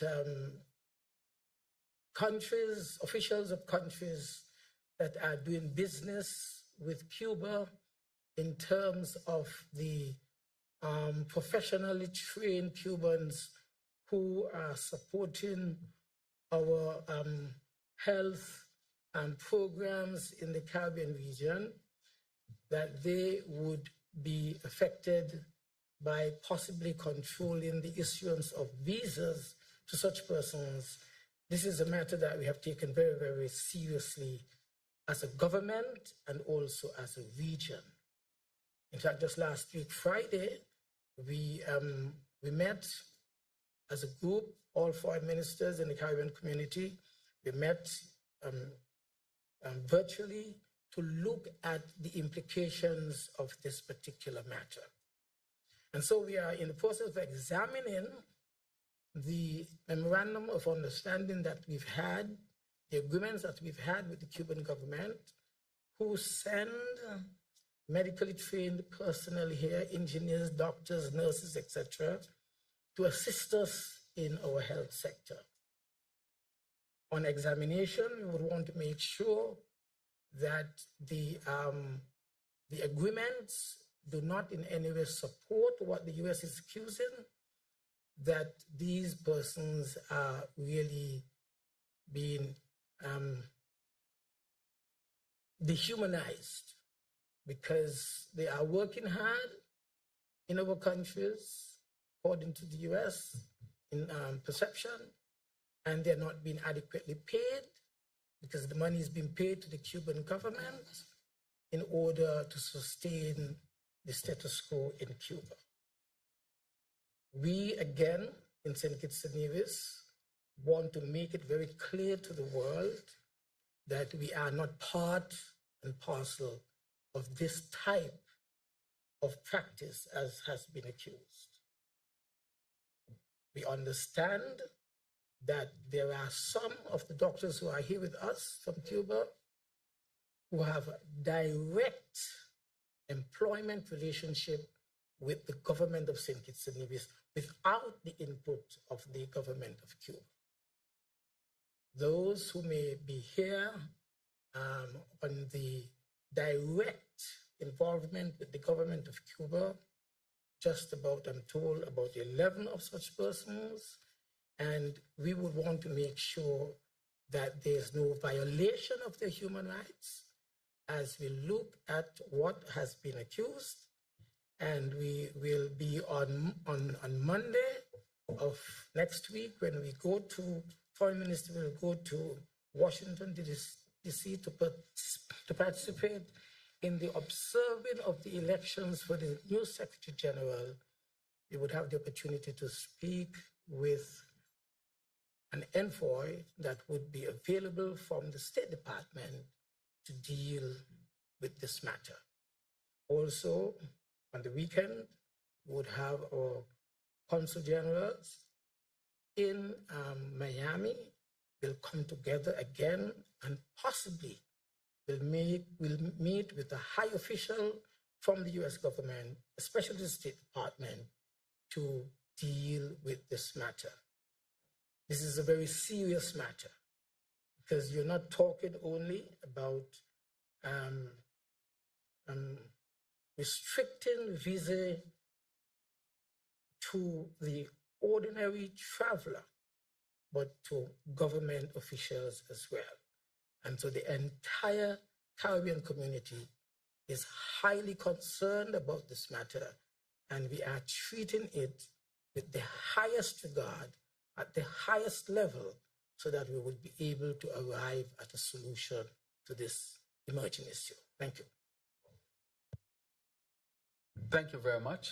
Next question. Good morning, all. Rashan Dixon, St. Kitts News Observer. Sorry, the King Collins. Yeah, go ahead. Yes. Just stand after the first question is answered, so you all don't stay standing too long. Yes. Thank you, Mr. Prime Minister. You know, I'm happy to report on the advancements being made at the Kim Collins Stadium. As we speak, the stadium has been advancing generally quite well. But I was earlier sitting here with the Minister of Water, and we actually were commenting on the fact that sometimes you have to be careful what you pray for. Because last year we prayed for rain during this period of time. And this year we got the rain. But the rain has now been creating some delays with the laying of the Kim Collins track at the stadium. The building is progressing quite well and is nearing completion. The track is just about on the final layer to be laid. However, with the consistent rain over the last few months, January, February, and now in March, we see the rains persisting. It has created a number of delays, and we are now discussing along with the Athletic Association, the Ministry of Education, and also my ministry, the Ministry of Sports, as to what will be the forward movement for the sports meets that are still pending, that should have been at the stadium this year. We're still hoping to have them at the stadium this year, but again, we don't control the rain, and we are working along with the team from Regapol and praying to God still for some rain because we need it for water, but at least for a break that we could at least complete the track stadium and have it ready for our sport meets to come. So right now, we are at the mercy and the hands of God and the rain. Thank you very much, Minister. Next question. Hi, good morning again. Rashan Dixon, St. Kitts News Observer. My two questions. The International Monetary Fund recently concluded its 2025 Article 4 mission to St. Kitts and Nevis. The question is, what are your administration's key takeaways from this assessment, and how do you plan to address any recommendations made by the IMF as it relates to economic diversification, tax reform, and renewable energy? Secondly, there has been a notable decrease in homicides over the past 4 months. What specific measure does the government attribute to this decrease? And what is being implemented that this trend not only continues now, but in the long term? And can I get a final question before we wrap? Okay. Last year, the government announced plans to honor Mikhail Louis with the naming of a stadium at Warner Park and a road in his honor. However, today, that none of those commitments have been fulfilled. Can you clarify why there has been such a delay and whether these promises will still be honored and when? Thank you. All right, thank you very much. I will touch on the first two that are concerning me. With respect to the Article 4, the IMF report, as you know, we were engaged in that, and the IMF speak to a number of things, what we have done well, challenges, and other things that we should work on. I want to say clearly that we have taken the IMF's recommendations very seriously in terms of consolidation and so forth. In terms of the tax regime, some of which we would address without bringing any extra burden to our people. Now, when you look at the IMF report, we expect that there would be growth this year because the economy, as I told you, this year is our year of recovery as we transition our economy to end the heavy dependence on just the CBI program. And so we intend to take a number of measures. One, with respect to renewable energy, they ask that we do it as quickly as possible, which we have been working on since day one. And I want to thank the Minister of Energy for his work on this one. We have now secured the funding to do the drilling for the geothermal project. And the Premier of Nevis has spoken to this. The funds that we have secured come from the CDB, and we have a meeting this afternoon at 5 p.m. with the CDB as we are nearing the completion of the procurement of the bidding process to start the drilling. And also, we have also gotten funding from the Saudi Fund for Development. And I want to thank the government and people of Saudi Arabia and its leadership for partnering with us in our energy sector. The Saudis, as we know, they are also helping us with our brand new generators to be installed here. And they're now partnering with us to get the geothermal done, which I think would be down to the benefit of all of our people. And with respect to renewable energy, we have a number of very good positive investment opportunities to be had. And I know that the Minister of Energy and his team, they are pursuing that. So we expect to see very positive results from that as well. So we'll continue with respect to the IMF report to strengthen it. If you look at the IMF report and you look at where we have come from, for example, with respect to the National Bank and the recommendations for the bank, we have strengthened the National Bank. With respect to the Social Security, I have begun the conversation. Social Security has started the conversation to make the necessary changes. We take these recommendations very seriously because for the longevity of our country, we want to make sure that we are set on a solid foundation. So we have done those. The other one that the IMF spoke about, the Development Bank, the IMF did its own assessment, and I had been reporting to our people the state in which we found the Development Bank. It is sad. Don't even have an audit to speak to international funds to help us to access financial resources to help our transition to a sustainable island state. But we'll continue to work to reform the Development Bank so that it can be an institution never to be bastardized again. Never to be bastardized again. And so we are working on that. As you know, with respect to the SIDF, where the former Labor administration, led by Dr. Denzel Douglas, Right Honorable, about $300+ million was left in raw cash, plus what was to come in. A total of over $400 million was spent from the SIDF. Not the I'm not talking CBI program. I'm talking the SIDF as a fund. Over $400 million spent, nearly $500 million, and the country not informed. Now we are doing all the forensic audits. The more we dig is the more we find. This seems like a bottomless pit. How can you spend over $400 million of people's money and not inform the people? Again, it is a serious problem with no audits to show.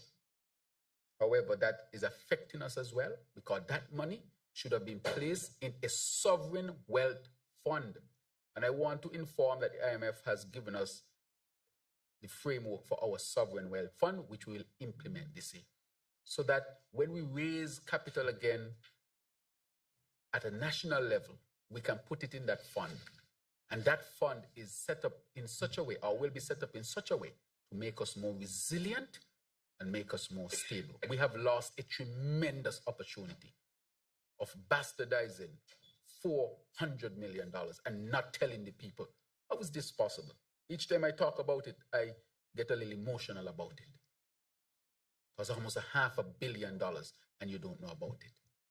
Development Bank, hundreds of millions of dollars, and you don't know about it. I mean, this can't be real. However, this is why the people chose this administration to lead the government.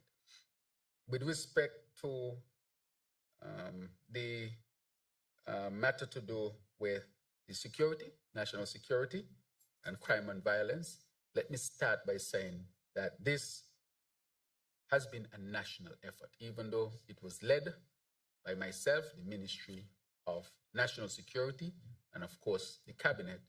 This has been a national effort, and I want to thank all those who heed the call to come together, including the different political parties, including our private citizens, the private sector, such as the Chamber of Commerce and Industry, the people, our ordinary people who showed up at the consultations and gave their input I want to thank the leadership of Elevate for its work, the leadership of the police force, the defense force, the leadership at the level of the prison, social services, the task force that has been put together to deal with this matter.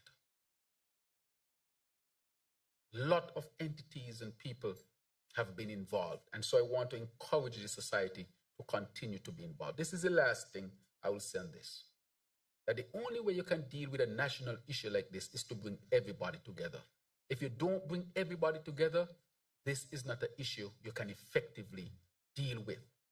So this is a national effort that has brought about the best result that we have seen in the whole of the Caribbean. I told the people that if we were to come together and implement the strategy dealing with crime and violence from a public health perspective, the results will surprise you.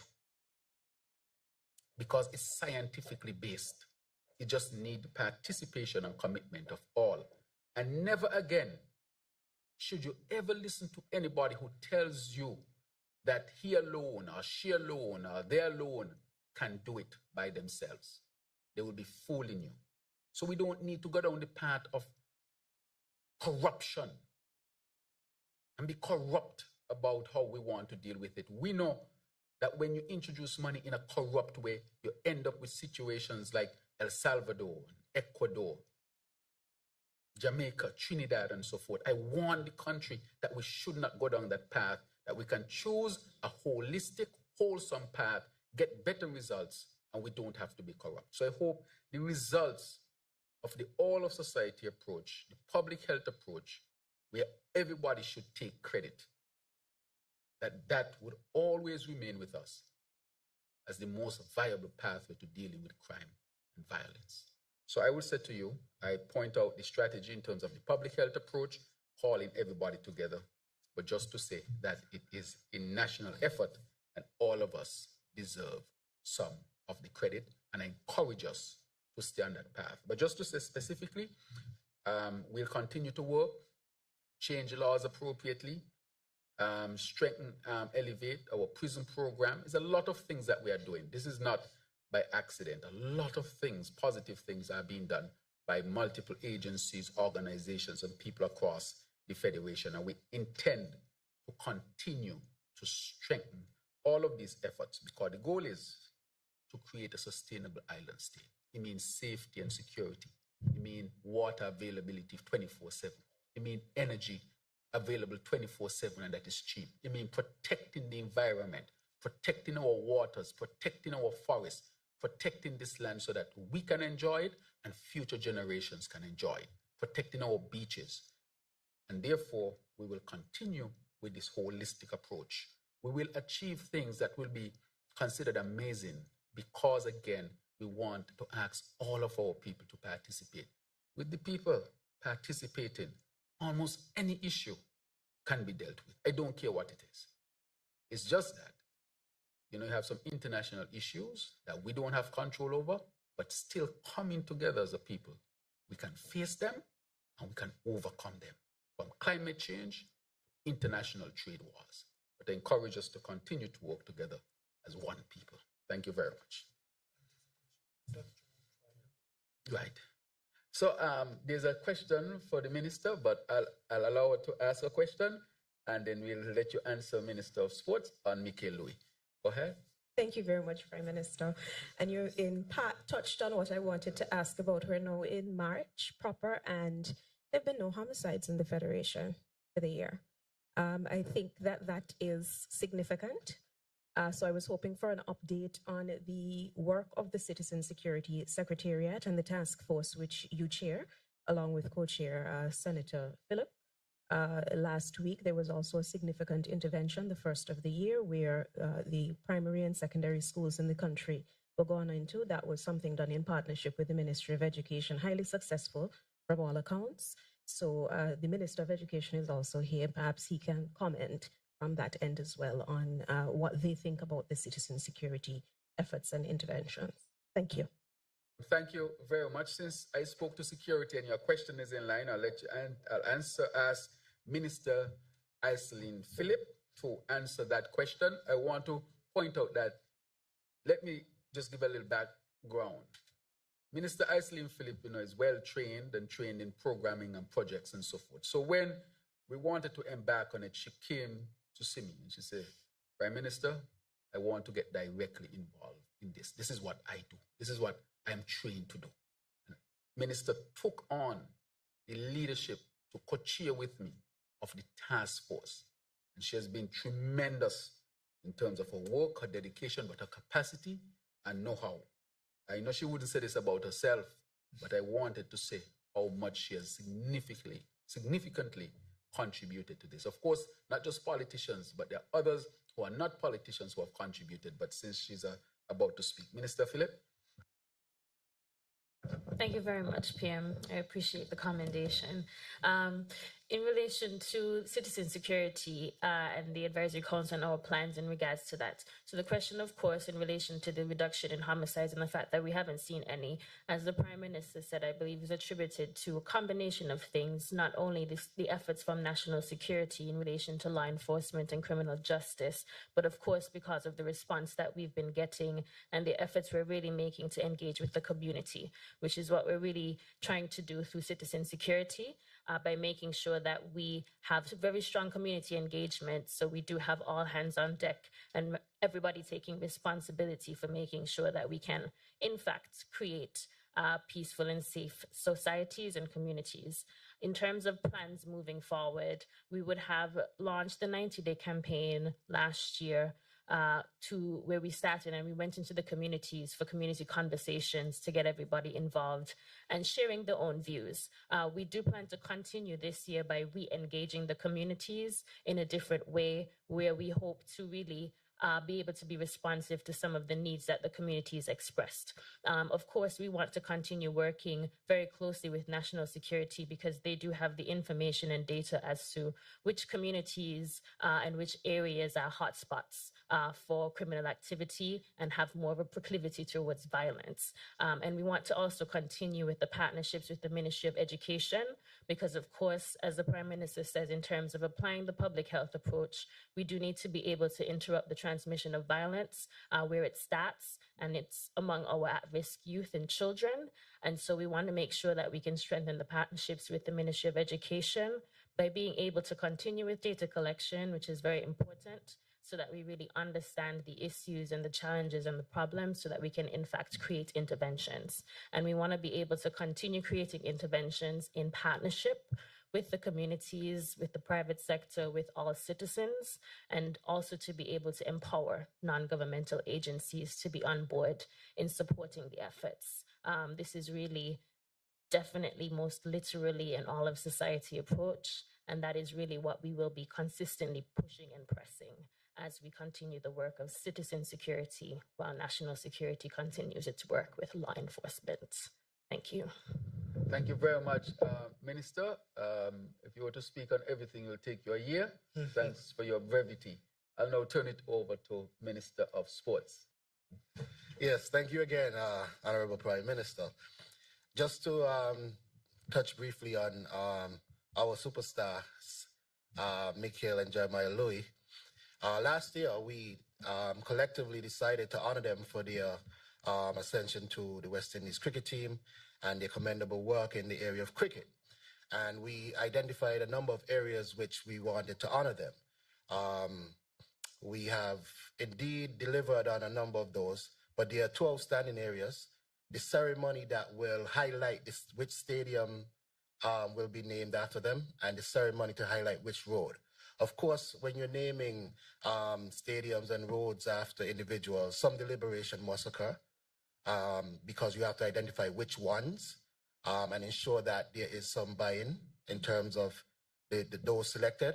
And we have actually been discussing activities this year. As we know, Australia is likely to be playing here in St. Kitts and Nevis in July. And we do have CPL this year again. And we believe somewhere between those events, we will be able to honor our superstars and make sure that the world is present while we honor them. Thank you. Yeah, there was one more question, but with respect to education and its participation with citizen security, But I want to say that the task force is made up of a number of ministries and entities, and education is one of them. So the minister can touch on education's input. Thank you very much, Honorable Prime Minister. As you rightly said, we have a representative in the PS who sits on that committee, but my brief contribution is just to join with Ebony in congratulating the entire team, because on all accounts, it was a tremendous success.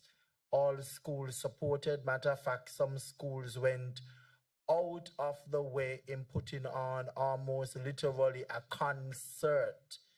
And the simulation exercises that they presented, we are definitely moving in the right direction. And the Ministry of Education continues to support this initiative, not only just for the day of interruption, but as a messaging throughout the entire teaching from 8:30 to 3:30.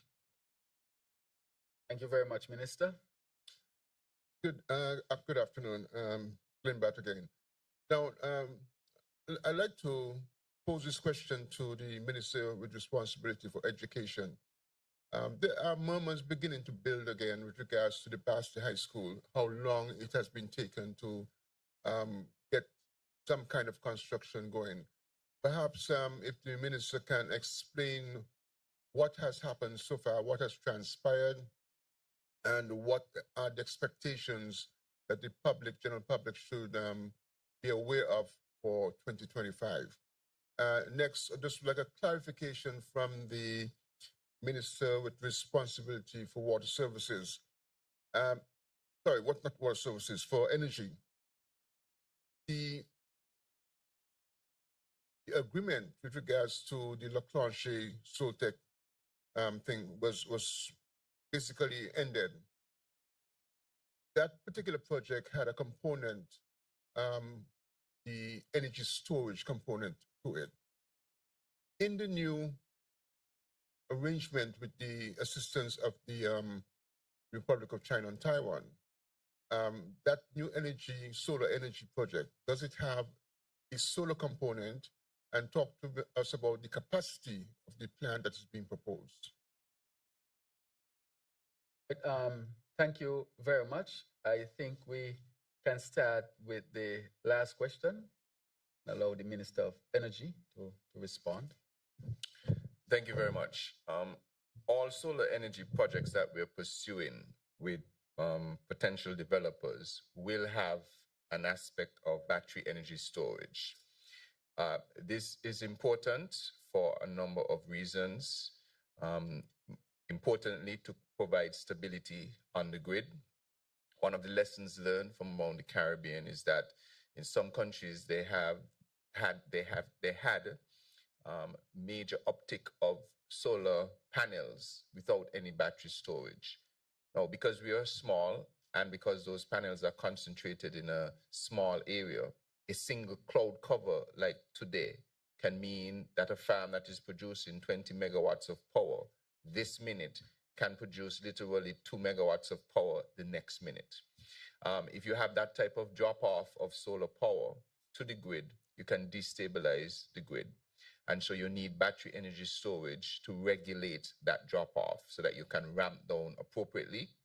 And if you need to go back to traditional sources, you can ramp them up to match that. So all projects that we're looking at, including with the Taiwanese and also the process that Skelec is undertaking to onboard other developers, will have some element of battery storage. Second reason for battery storage, of course, is to extend the amount of power you can give to the grid over a period of time.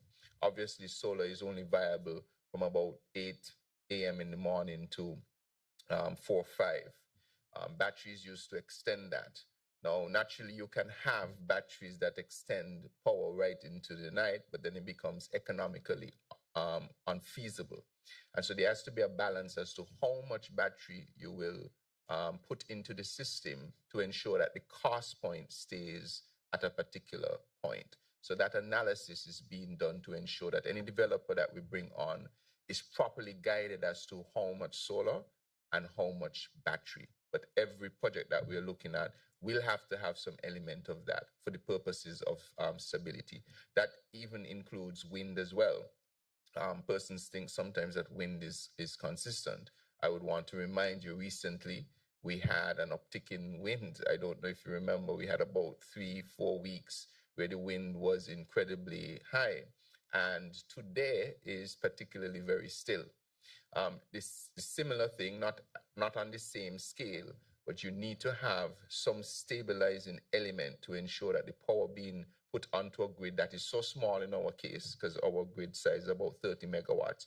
If you simply have a 15 megawatt plant of any size, and that cannot operate consistently, it destabilizes the entire grid, compared to if your grid was 100 megawatts and you had that same 15 megawatts that goes offline. That's only a 15% problem. So all of them will have some energy component in varying levels to ensure stability and the ability to extend the renewable energy that's available to us. Minister, before you turn off your mic, can you just go into 2-3 minutes, speak to the new meters and what that would mean? Right. So the new meters are going to be transformational for our energy sector in a number of ways. In terms of a technical viewpoint, I mentioned some of them before. We will now be able to view everything that is happening with the energy going in and out of your house. So if you say something is happening at your property, everything will be able to be recorded. These are smart meters, and so they now can be controlled from a control center and observed from a control center. So billing can be more regular, and it's going to be completely accurate. So we will eliminate the issues of errors associated with reading the meters. I think the Prime Minister wants me especially to talk about the fact that very shortly we should be unveiling our feed-in tariff policy, which will mean that you can invest in renewable energy products at your home, whether it is even a small wind turbine or whether it is solar panels, and you can get into an agreement with Skelec to produce energy for Skelec. You sell all of it to Skelec. That is the particular framework we're looking at. And then you will buy the remainder from Skelec. So it's quite possible you can sell more than you ever need to buy, so you don't have a bill. And so this meter will allow for us to be able to do that and record it properly and observe everything associated with your renewable energy setup.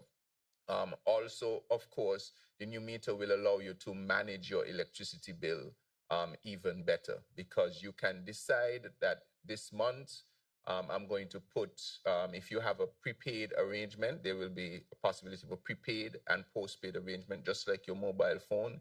You will decide if you want to put on $100 this month, and you manage that how that $100 is used. You will be able to obviously get alerts and follow as to where that is, so you can actually see your usage over time and understand what you need to connect in your house to be able to manage your energy usage effectively. So this will help Skelec, obviously. There will be no need to disconnect anyone, because you will be in complete control of your energy. You can decide when it goes on, when it goes off. That's all up to you. So there are many, many advantages to this AMI. And as I said, we're now well advanced in this. The rollout is going to be this year. And so it will coincide with your now ability to sell a certain amount of energy to the grid and be part of the renewable energy revolution that is going to be taking place in our federation. Thank you very much, Minister. That is good news to me as well. I want to now ask the Minister of Education to respond to the question on the Basti High School.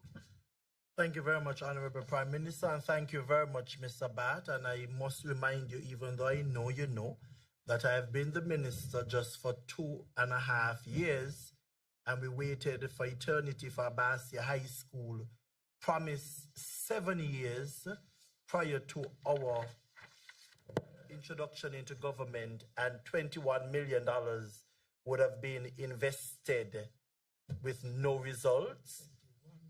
Yes, $21 million. But since my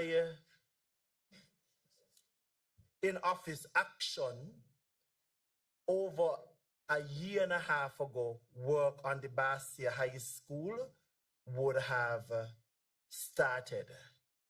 The necessary consultations were conducted. The designs were shared with the leadership of the Bastia High School, their PTA, and I shared it as well with the general public in one of our parliamentary sittings. We are at the point now where all of the information that would have been needed for the EIA or the ESIA, the new version, we are ensuring that all of the bases are covered, because we must and we will do it right. Get it right and do it right. So in quick time, the nation will be seeing more action on the site of the Bastia High School. As the schools requested for their sports days, we honored that. The last one, I think, was Sunday, which was Washington Archibald High School Sports Day. Now that the grounds are totally released, we are going to see action in quick time. And one of the things I bring to the general public, again, as I said it before, and will continue to repeat it, 95% of the workforce for the Bastia High School will be all local workforce.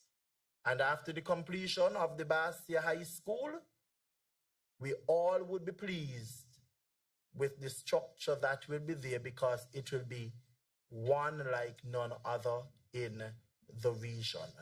We will deliver on the Bastia High School. Thank you very much for your question. Thank you very much, Minister. Happy to hear that activities are taking place on the ground of the Bastia High School. I'll now ask the next reporter to ask his question, journalist. Devon Cornelius, there is just a follow-up to the Attorney General and the Minister of Education, beginning first with the Attorney General. With regards to the number you gave with the sham marriages, how will the ministry, and this has to do with national security as well, how will the Ministry of National Security and the Ministry of Justice and Legal Affairs and the Electoral Commission address that issue where 1,200 people have reportedly become registered voters after engaging in a sham marriage? And to the Minister of Education, what exactly are those challenges with the investor, and how confident are you that the project is going to move forward as it relates to the climate smart home? Thank you. Thank you very much. So I will turn this one over to the Attorney General. So there are provisions in the Citizenship Act which allow the minister with responsibility for citizenship to revoke citizenship if it is determined that it was obtained by fraud. Now, from a practical perspective, it is extremely difficult for any government entity to resolve 1,200 potential fraudulent marriages in a short space of time. So all I will say on that is that you need to give the ministry some time to work. It's also very difficult to get the evidence. So I'll give you an example. With one of the matters that was an investigation was conducted, the person that received the money actually issued a statement to the police admitting to the fraud. And in the document, the person said, I paid $8,000. I was paid $8,000 to marry this woman, and I attended at an office for my wedding. And after the vows were taken, I asked to kiss my wife, and she said, no. That evidence we only have because somebody came forward and voluntarily provided it. Now, it's very difficult to conduct investigations and get evidence when you don't have that voluntary evidence being provided. So that's why I gave that example, so you could understand that it's going to be very difficult to unravel that more than $1,000 mess that we met. But time will tell. Oh, sorry, 1,000 plus persons, sorry. No, it was 8,000, between 8 and 11,000 was the going rate, apparently. And I was informed that some people would get married, take their money, divorce, and then find another person to get another 8,000. It was a very, very lucrative industry for many people, unfortunately. But it's going to take a little while to unravel because it's very complex and it's very difficult. What has been done, though, as a policy, because what has been recognized is not just the persons who with sham marriages who were registering to vote. They were also trying to pass down the citizenship to their children. So, for example, somebody who had a child in another place, they would get married here, gain the citizenship, and then apply for their child who was in another country to get the citizenship. What has been done on advice from the chambers is that every application that is made for citizenship, there must be an affidavit swearing that it was not by way of fraud, which puts the person at risk of prosecution for perjury if there is then evidence discovered that it was a sham marriage, so that the fruits of the rotten tree don't continue. That is how we've tried to protect our country in that regard, but it's going to be very difficult to unravel as you would expect with those types of numbers. Thank you. As the minister, of course, we are a country where we have gotten immigrants, and so we are not anti-immigrant at all. However, we want that laws, just like any other country, to be respected. And so when it comes to something like marriage, which is in our country is something that is considered to be holy, we want people to enter that institution with the respect that it should have.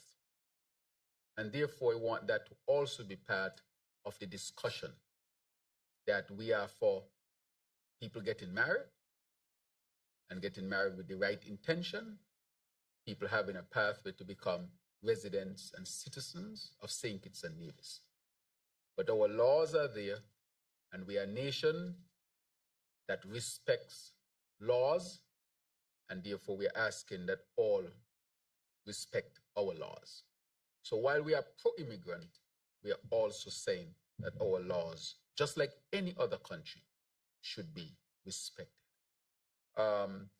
So I also want to give the opportunity to the Minister responsibility for housing to respond to that question.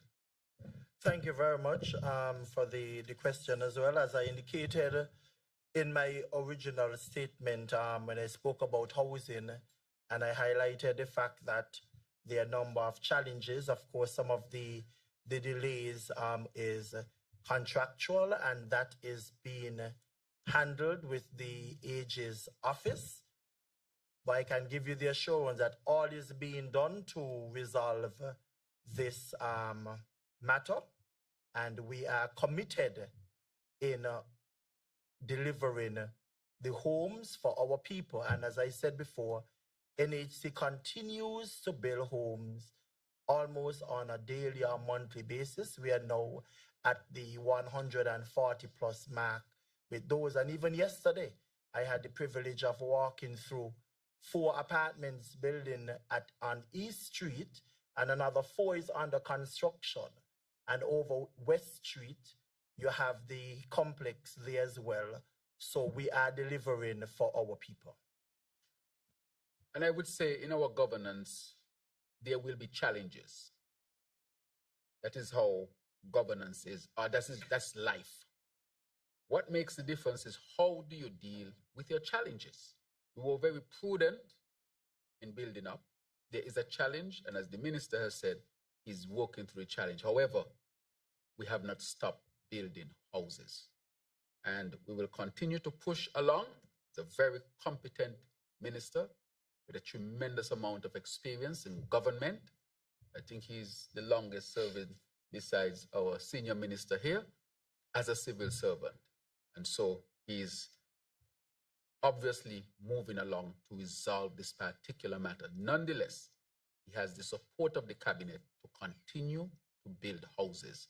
And just yesterday, he had an excellent walkthrough in a new type of development in the Bastia area in East Street, I think it was, where you can see multi-floor building with, I think, 4 good-sized apartments or housing areas so that families can occupy, and he's building more, and houses are being built as we speak. So it does not stop us. We're going to continue to push forward and resolve whatever challenge is there. As I said before, we will be transparent and open. I think people understand that life sometimes can have its challenges, but how do you overcome them? And this is what the minister is definitely doing with the support of all of his colleagues. So I hear that this is the last question, and I'll turn it over to you. Okay, yes. Relsa Rankin, Sugar City FM. Once again, my final question, and this is the last question. And it's directed to Honorable Samuel Duggins. What is your ministry or the government doing, concerning the livestock owners? Because we've noticed accidents happening with livestock owners, and, there's no way of finding out who these animals belongs to, so that they can held accountable. Because I noticed in certain countries they would brand the animals, and that brand would direct to the owner, and that way you would find who the person is responsible. Because a lot of accidents has been occurring due to the livestock. Recently we saw one, I think it was a pickup or something, guy run over 7 sheep or goats. Everybody's still wondering how that happened. And, also, I know you're probably in your closing remarks, can you give an update as to the Tabasco plant? And that's it. Minister of Agriculture?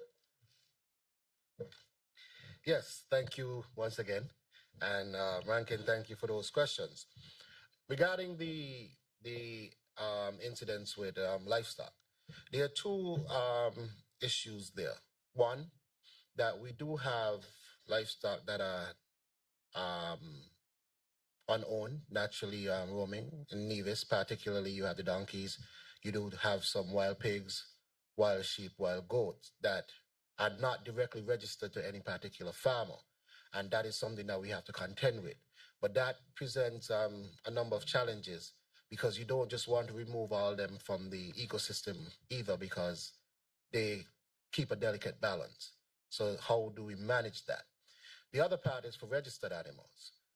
We do have a registration process at the Department of Agriculture, and we have been amending our laws and regulations. Most recently, the Plant and Animal Protection Act were brought forward, and we want to be able to start putting the right laws in place to then enforce on the back end properly. Because the truth is, we can't have animals just freely roaming the road in the country, because they pose a number of challenges to our drivers and pedestrians alike, and households as well. And importantly, to our farmers, because the sheep go into cattle grazing grounds, eat down the cattle grazing grounds, and they go into farms, eat down farmers' produce. So we must have some kind of control, and we are working on the legislation to be able to have a robust framework to enact that control.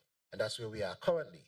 But we also encourage the livestock farmers to keep greater control of your animals. Yes, we understand that they need to graze in some cases, but that could be managed. And we encourage all livestock owners to manage the grazing of their animals as well, while we work on the laws to be able to enforce that properly. Yes. If you can also touch on the Tabasco project. Yes, regarding the Tabasco project.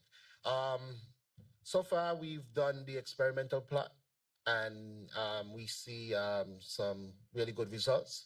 We had the expert from Tabasco here just last week, and they are quite impressed with the results that they are seeing in St. Kitts, and they have indicated that we have a bright future ahead for our growing in this regard. We are now rolling out the actual production sites, and we have been acquiring some land. To date, I think we have acquired over 100 acres of land to put into production for Tabasco peppers. It's a 3-month process to harvest, and we are hoping by the end of this year that we will be exporting agriculture produce for the first time in a long time to the United States. And so that project is ongoing and going very well. We are seeing the fruits of that already emerging. Yes. Thank you very much, Minister. Just to say that every 10 acres, every acre is 3 to 5 workers. That's what we're told. Yeah, every acre is 3 to 5 workers. So if you have 100 acres, you get the idea of how many jobs that will create. And we want to do about 200 acres eventually or more. In addition to that, the minister will tell you we'll diversify and grow other crops so that we can export and supply in larger markets. So agriculture, we are making necessary investment. Food security is critical for us as a people. I want to give the last word to Honorable Dr. Joya Clark, who has a very special announcement and to fill us in with details to deal with some. This matter is very high on our agenda as we deal with the issues of climate change and how it's affecting us here in St. Kitts and Nevis in particular, and the region in general, and the world as on a whole. Dr. Joya Clark. Thank you, Prime Minister. For a moment, I thought I had a wedding announcement. But I didn't know. But indeed, so Island Innovation, James Elmore and his team, they're here with us in St. Kitts, and they're working very closely with Ms. Sharon Rattan, who is leading on the event coordination for GSIS. We expect to bring 300 persons here to St. Kitts and Nevis for up to 5 days of partnership, a youth forum that the Ministry of Youth will be helping us to mobilize over 100 local participants plus 100 international participants.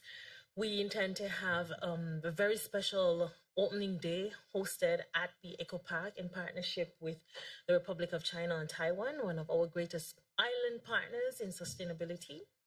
Also, a 2-day session at the St. Kitts Marriott Hotel, where we will be having a CISA-themed conversation with experts, island leaders, former prime ministers, heads of state. And we're also having a 2-day sub-region summit where the Nevis Island Nation, will be hosting other sub-regions such as Anguilla, etc., to talk about the issues that affect them in terms of climate financing. Importantly, we're having a geothermal summit on the island of Nevis, co-hosted by our Minister of Energy here, as well as the Nevis Island Administration in partnership with SCELEC and NEVLEC. The ministry took on Prime Minister's mandate about conference tourism and sustainability, and we're bringing folks to St. Kitts and Nevis to have a fulsome discussion on everything that matters to us around sustainability. It is not a simple task of mobilizing resources and persons to have conversations and meaningful conversations about sustainability.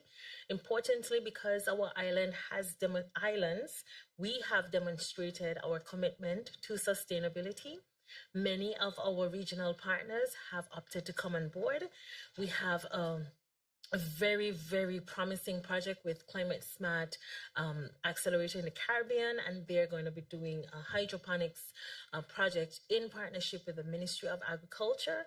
Our local creatives, craft vendors, everyone will be on board to showcase not just our mandate for sustainability, but what we have to offer here in St. Kitts and Nevis. Importantly, the Global Sustainable Island Summit would be the third summit that we're having here with the ministry support. We're having the Green Climate Fund in 2 weeks, and everyone knows that the Green Climate Fund is about financing, climate financing.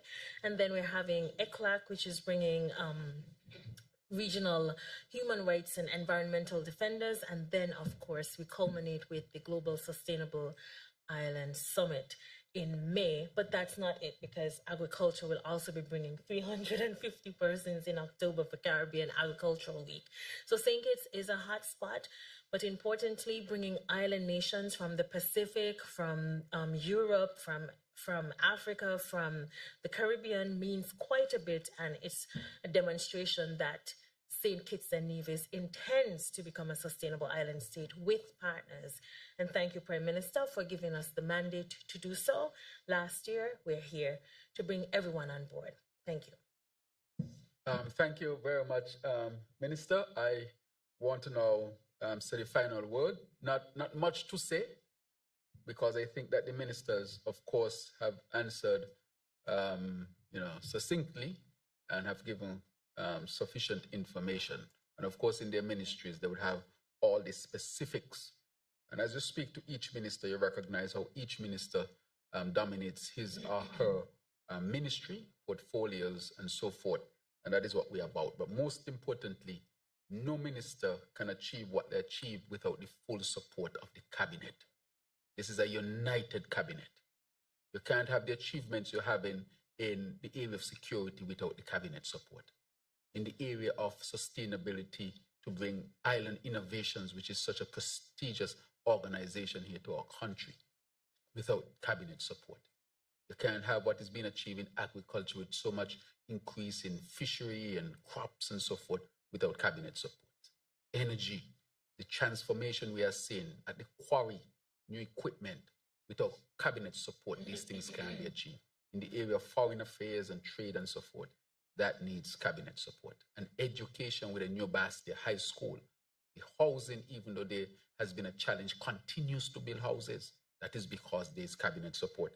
And of course, myself as the Prime Minister is because there is cabinet support. So this united and strong cabinet has its focus on delivering for the people of St. Kitts and Nevis through the many challenges, ups and downs, especially in a very unpredictable world where climate change and geopolitical issues are affecting us. We have not contributed, but we are asked to respond. And respond we will, not just as a party or just as a government, but as an entire nation. So we'll continue to work together to bring about the best results for all of us. Thank you very much. Minister, this press conference has definitely highlighted why, how, and where this government is, and for who, you, the people of St. Kitts and Nevis.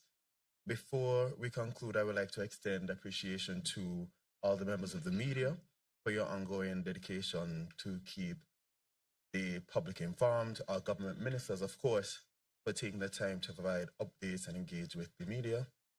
Our sign language interpreter, Mrs. Lanicia Collins-Williams, for ensuring that our deaf community remains informed on national affairs, and the listening and viewing audience for your engagement in this important discussion on our country's progress. Thanks again, and may you all have a productive and blessed day ahead. Until next time.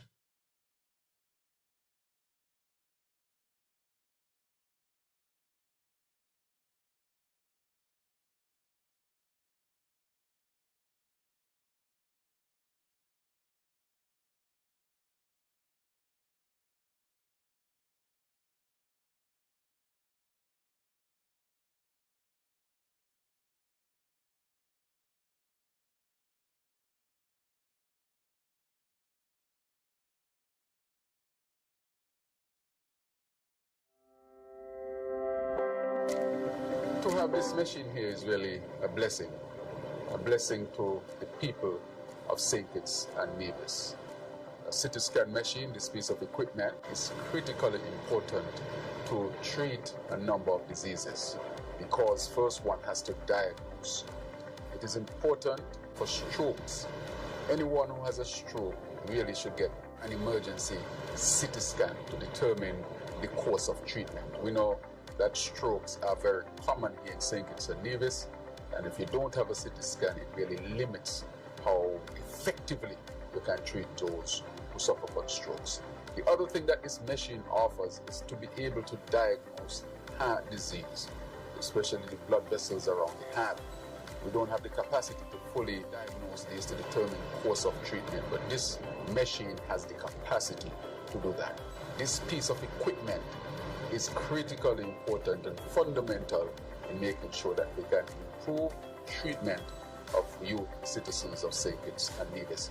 And all this is really towards our upgrading of our hospital, towards becoming an accredited institution. We're on a journey of accreditation, and therefore we must tackle the issues here from all perspectives, whether it is a physical plan,